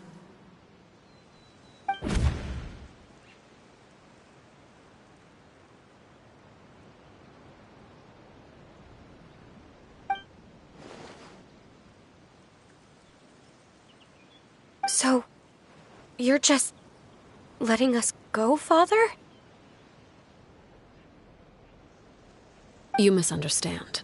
Memories are extremely important. Once consumed by flame, the version of you standing before me will die, and our secrets will die with you. So no, I don't intend to just let you go, because the person who survives will be nothing but a stranger. Even so, I won't have to live in fear anymore. I'm sorry, Father. I'm sorry I let you down. But I really... Don't cry, Filial. You haven't left the house yet, so there are still rules to be followed, yes. Remember what I taught you. Anger makes you impulsive, sorrow causes you to waver. Don't let yourself be controlled by your emotions. Of course. I'll remember. Dry your tears, and go pursue the life you really want. Yes, Father. Chaplot, Foltz, Elwar, take them back to Poisson. And bring Linny and the others as well. I prepared 3 extra vials of bottled flames. As for whether to take them, the choice is yours. Goodbye, children. The next time we meet, I will no longer be your father. Thank you for all you've done for the house. I hope you have bright futures ahead of you.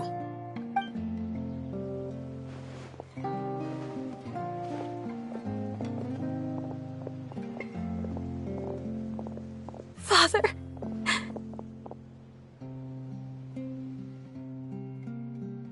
Let's go.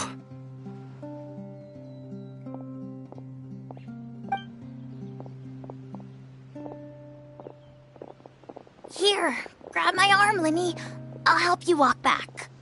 Thank you.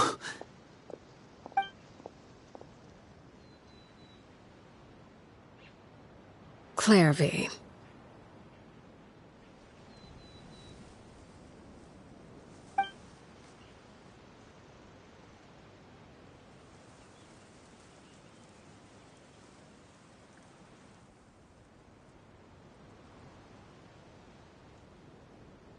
Can we talk now? I've been waiting for a super long time. You really are Perry, aren't you? I haven't seen you in so long. How come you're all grown up? Wait, did I somehow travel to the future on accident? Or am I dreaming? What a long dream. Neither. You died, Claire V. That's what happened. You could have at least sugarcoated it a little. Look, she's that speechless.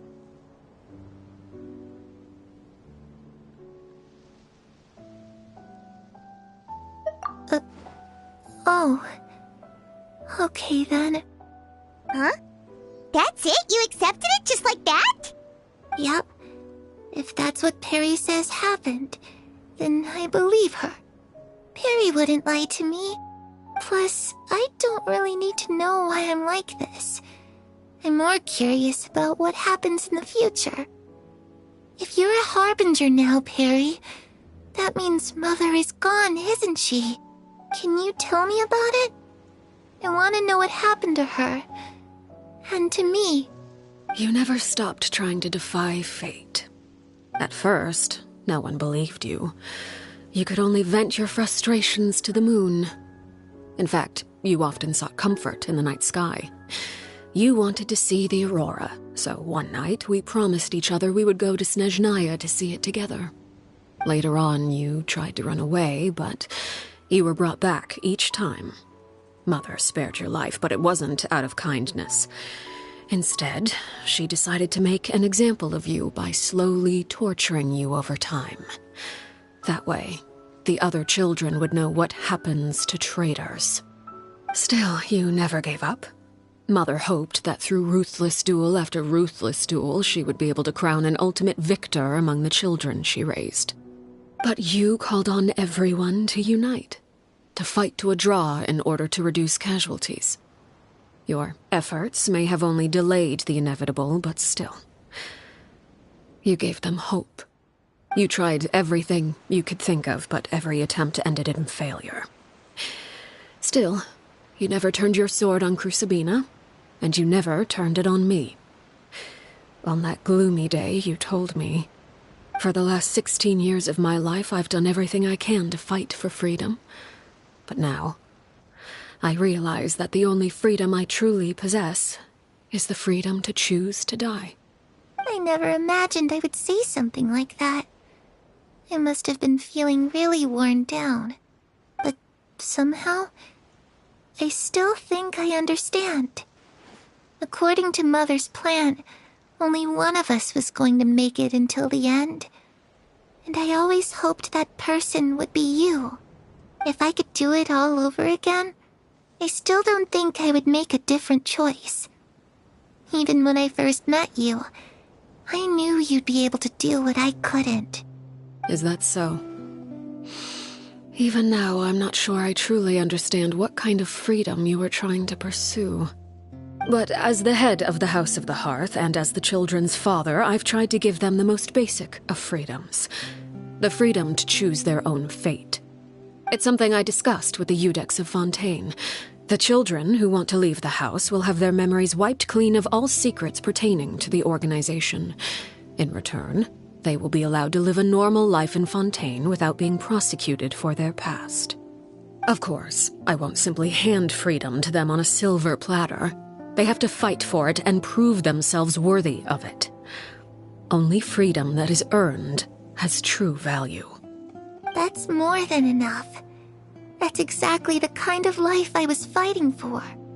You know, Perry, I think you're a pretty amazing king, and a really great father, too. I'm really happy that you're the one who took over the house. I guess I do have one regret, though. I still haven't seen the outside world. Well, it just so happens that our dear guests over here have been to many nations and traveled to countless places. Perhaps they would be willing to tell you what the outside world is like. Really? Of course! We've traveled all over the place. We've got so many stories, we could probably talk your ears off for 3 days straight!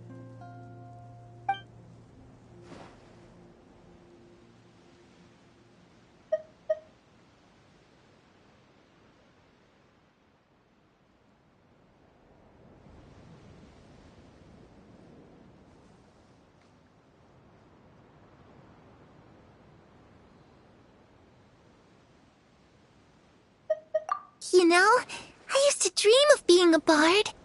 Playing the lute while singing into the winds of freedom. Even if there was no one there to listen, I would have continued to sing no matter what. Ah, that's where Mora comes from. I never knew that before. If I had some Mora, I would buy 3 new dresses. One for me, one for Perry, and one for Mother. It's just too bad Perry doesn't like wearing dresses. And Mother, well, she probably wouldn't accept something like that either. I guess I'd just have to keep them all for me then.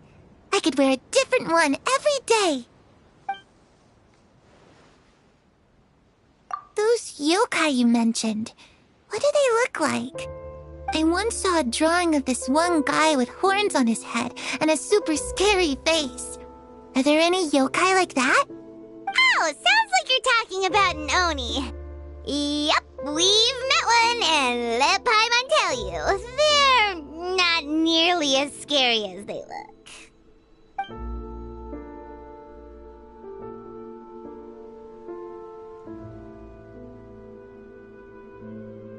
I was always too afraid to skip Mother's fighting lessons. But at the academia, I bet you could do all sorts of secret things in class.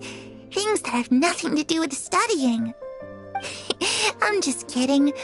Being able to study whatever you want without having to fear for your life actually sounds pretty great.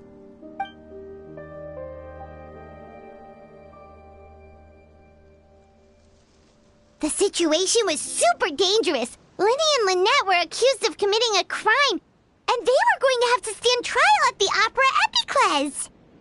Oh no, that must have been hard for all of you. What happened next? Don't worry, we were able to turn the situation around super quickly, all thanks to Detective Paimon, of course. How'd you do that? Come on, tell me. Okay, so it was like this. After the failed magic show, we rushed to the scene and...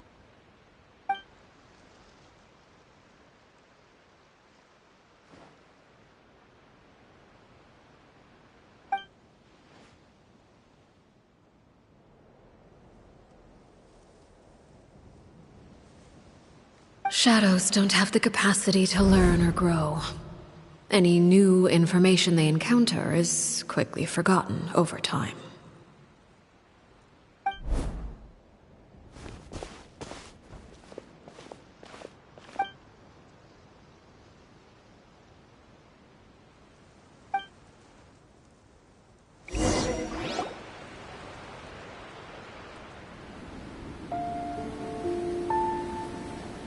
Clairvy, you've worked tirelessly from the shadows to overthrow the House of the Hearth.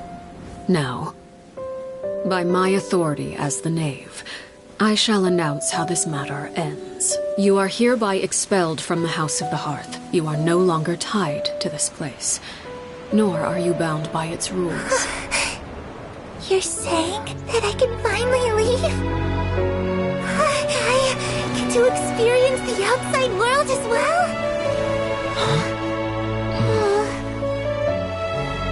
Oh, I almost forgot. There's no getting older for me. Still, seeing who you grew up to be makes me really happy, Paraware. Take care of yourself. Goodbye. May we meet again someday.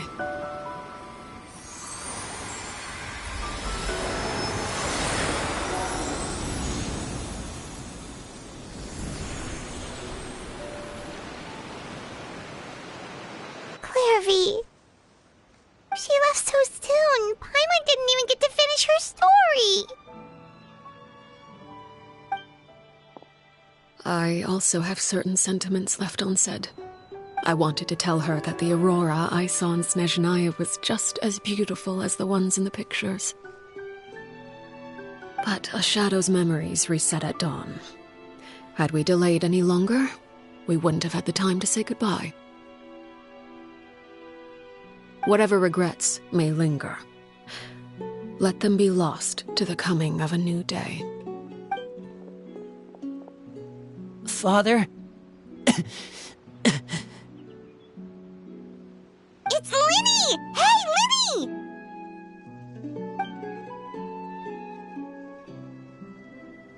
What is he doing back here? Let's go check it out.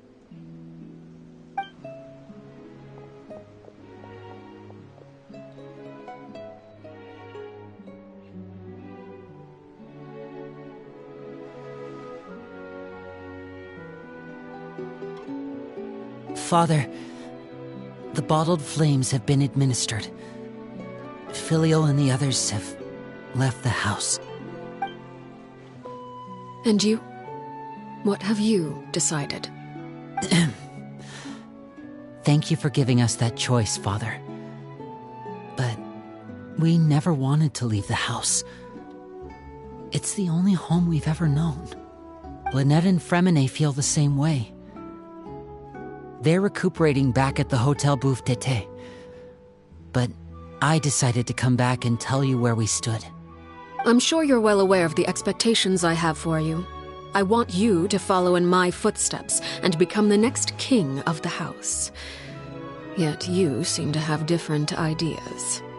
I must admit, I'm rather surprised by your decision to stay. There's nothing wrong with choosing to live a quiet life. Leading this organization is a heavy responsibility, one not so easily carried by someone forced onto the throne.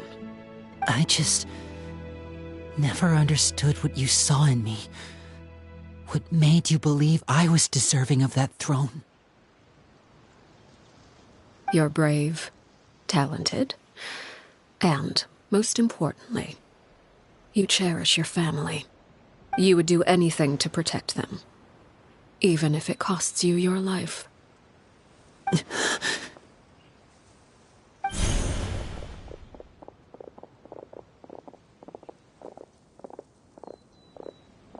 Speaking up back there was so brave of you, Linny.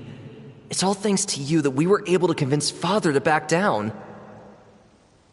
You're a hero, Linny. Hero? Father is the real hero. Had Father gone all out during the duel, there's no way I would have walked away with my life. She must have had it all planned from the beginning, from the very moment she suggested a duel. I'm not deserving of that title. I'm not strong enough or smart enough. You're wrong.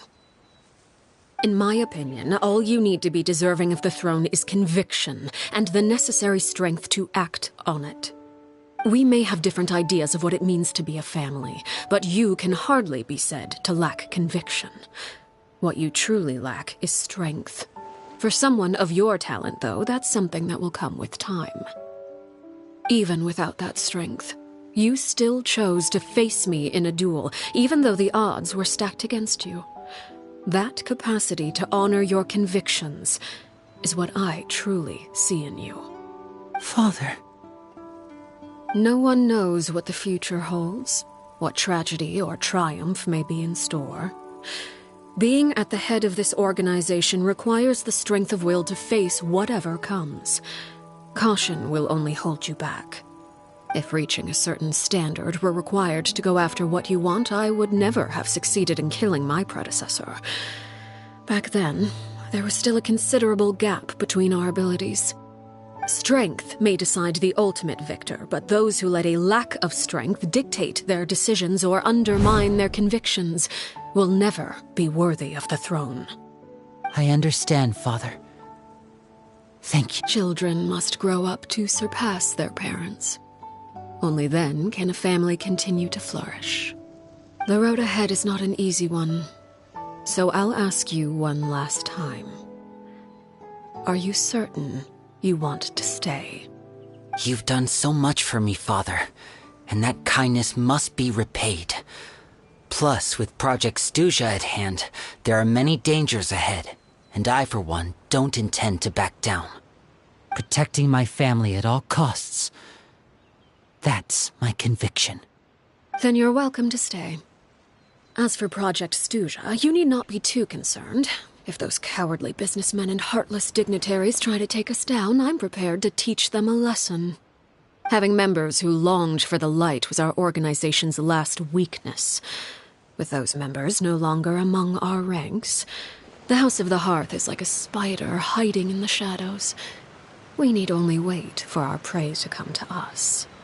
At present, our imperative is to use their plan to our advantage. In doing so, a crimson moon shall rise amid the frigid blizzards of winter. No demonstration of loyalty shall go unrewarded, and no sacrifice shall be in vain. As for the two of you, whether we meet again as friend or foe, I'll remember the camaraderie we shared in this moment. No matter how arduous the journey ahead, I hope we both reach our desired destination.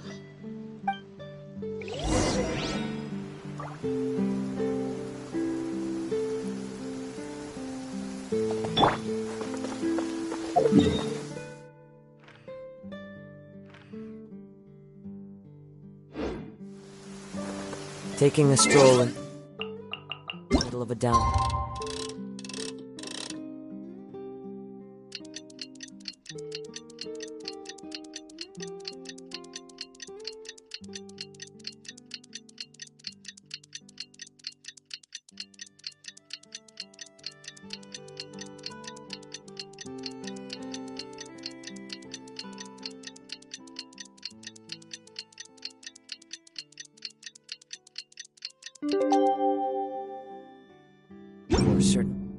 Rouses the spirit.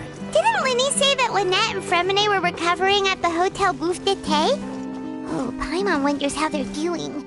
Maybe we should go check on them.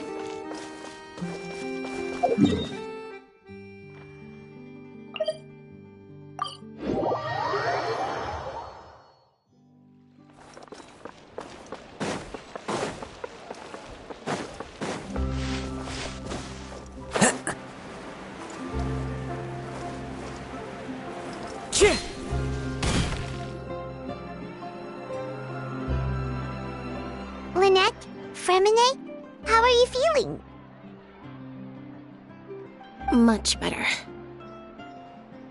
Whew, what a relief! What about you? Are you feeling alright? I knew you'd come out unscathed. Us, on the other hand, well, we've been bedridden for 2 days. I couldn't even turn over. Oh, and I wanted to ask, is Clairvy gone? Linny and the other members have left Poisson and returned to the House of the Hearth. According to him, there haven't been any more sightings of a spirit roaming the house. I see. I'm glad. Father came to check up on us 2 days ago and told us about what happened with Crusabina and Clairvy. Actually, I've met Crusabina before.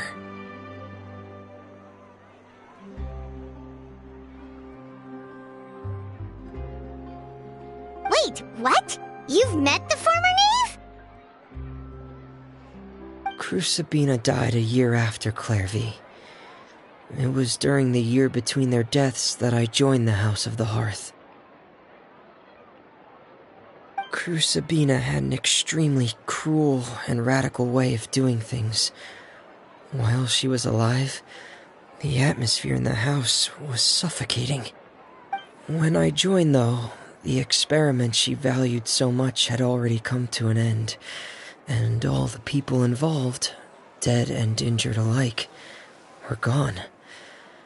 Crucibina never talked about the past with us newcomers. A couple of months after I joined, Father killed Crucibina and burned all her files. With that, the names of all the people subjected to her experiments, Clairvy included, were lost to the flames, along with the painful memories they represented. Father took in Lenny and me a couple months after that, but she never mentioned anything about Crucibina or Clairvy. It really seems like something she was planning to keep to herself. The last time you talked to her, did she mention why she kept it a secret for so long? She said she didn't want us to be affected by the darkness of the past. She was worried we'd develop a false sense of gratitude towards her if we knew about it. The foundation of a family should be free of any corrupting influence. Whatever happened in the past, it has nothing to do with who we are now. And that's what Father told us in the end. But I still thanked her for everything. It was only after hearing about what Crucibina did that I finally realized how insignificant our lives could have been. The members of the house meant nothing to her. To say that she valued them in any way, even just as a tool, would probably be giving her too much credit. If Father hadn't taken over the House of the Hearth, I probably would have already... Father rarely brings up the fact that she saved us. She doesn't believe that being indebted to her should be what ties us together. But even if we didn't owe her anything, we would still choose to stay. Because this is our home. We may have arguments or times when we feel wronged. Some people may even choose to leave. But as long as Father is here, we will always have a home. Whether the path before us is bathed in sunlight or shrouded in shadow, we'll follow Father wherever she chooses to go. So I wanted to say thank you for helping us make it through this crisis. Without your help, we could have lost a lot more along the way. Oh, we didn't do anything, really. Of course. You're welcome anytime. Are Filial and Nantoy okay? I actually saw them at a cafe this morning. They didn't recognize me. From what I could tell, they were drinking coffee and talking about one of the operas that started running recently. They seemed happy. If I had to take a guess, I would say they finally found the kind of life they always wished for.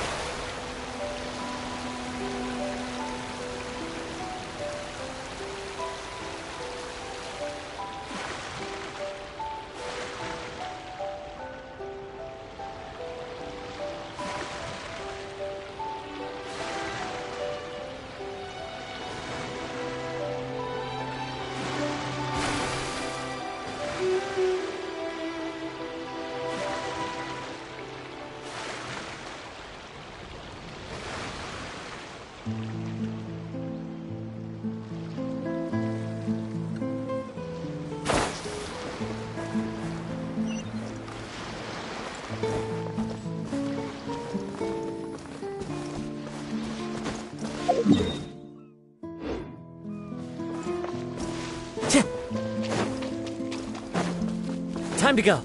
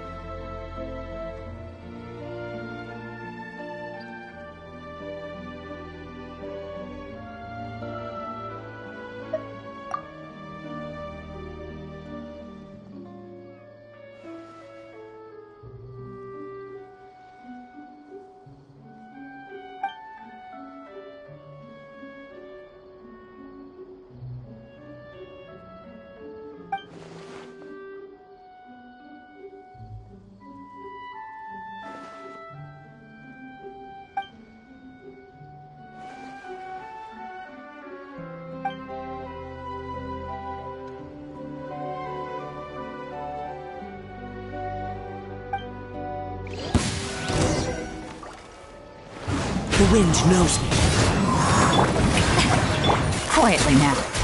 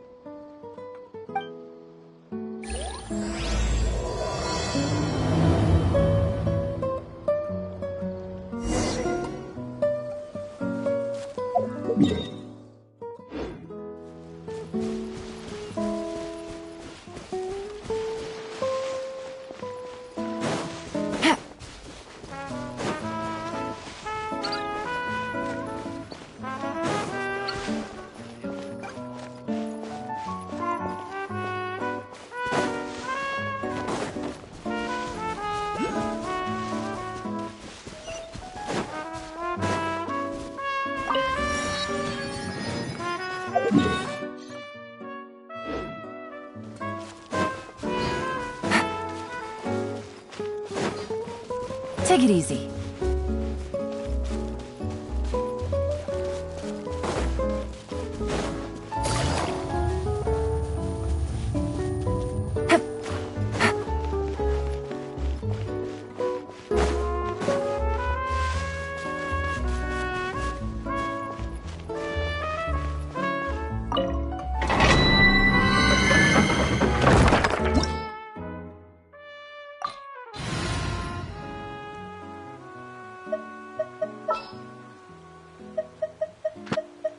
Send one, send them.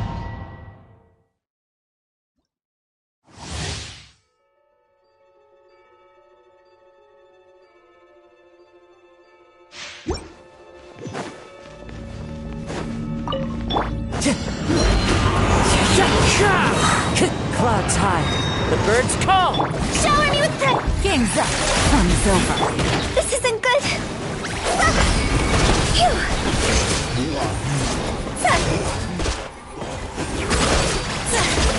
Dog's over. Gotcha. Into the wind. One with wind and cloud.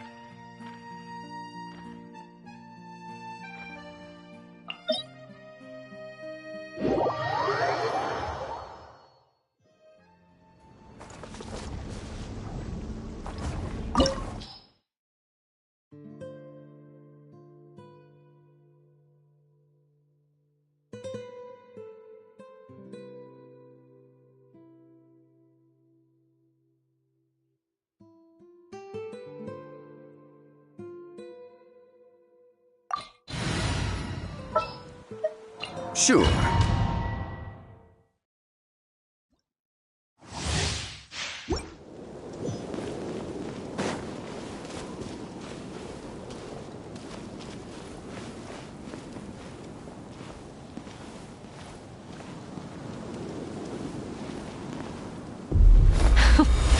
Afraid? Or do you not even have the courage to be afraid? Here comes the catch. Is it my turn now? With these rising flames! Now that's more like it. Quietly now. With the fall of darkness, destruction shall rise. Have a taste of purgatory.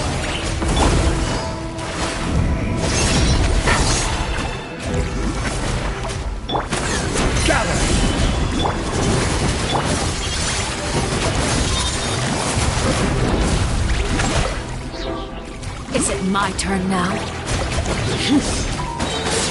Game's up. Fun's over. Stabilize. Not bad. You've proven to be a worthy opponent after all.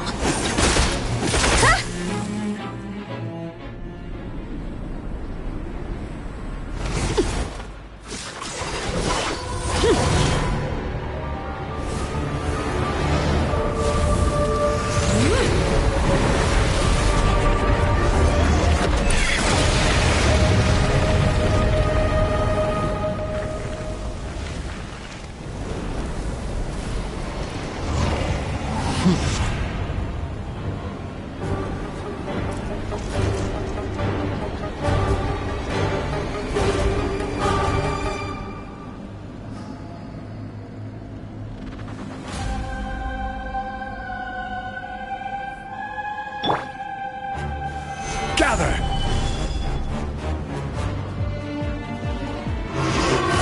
Conscience has been seared away. Gotcha. My blade is all that remains. Order guide you. Stabilize! Busted!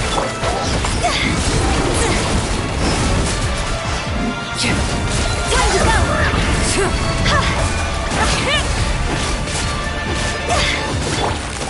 Suntown is only the beginning. Let my name echo in song! Let's see how strong your resolve truly is. Solidify! Things are about to get dicey.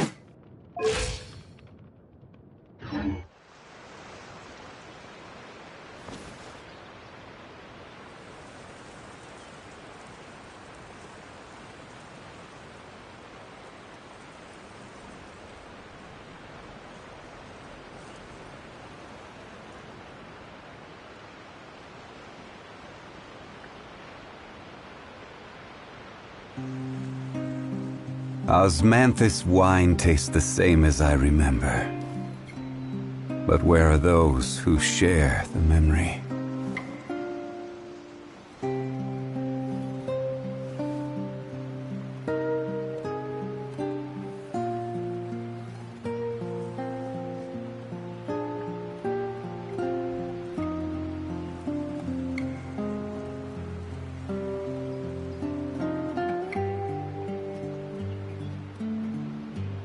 Where do you want to go next?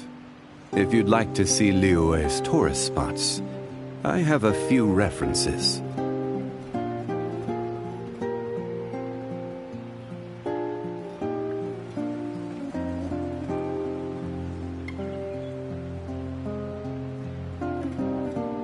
Osmanthus wine tastes the same as I remember. But where are those who share the memory?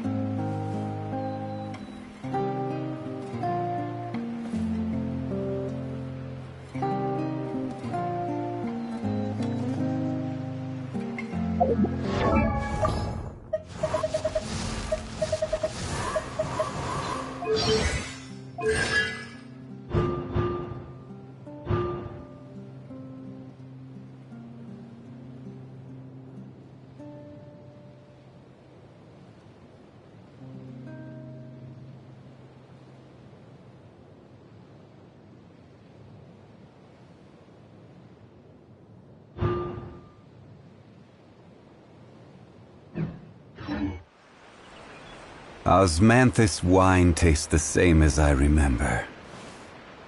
But where are those who share the memory?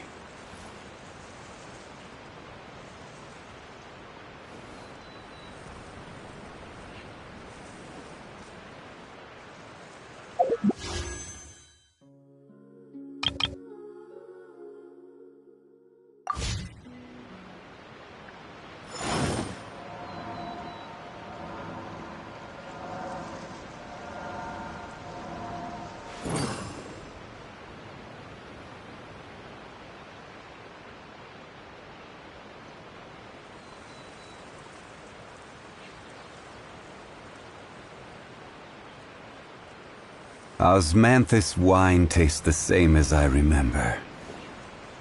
But where are those who share the memory?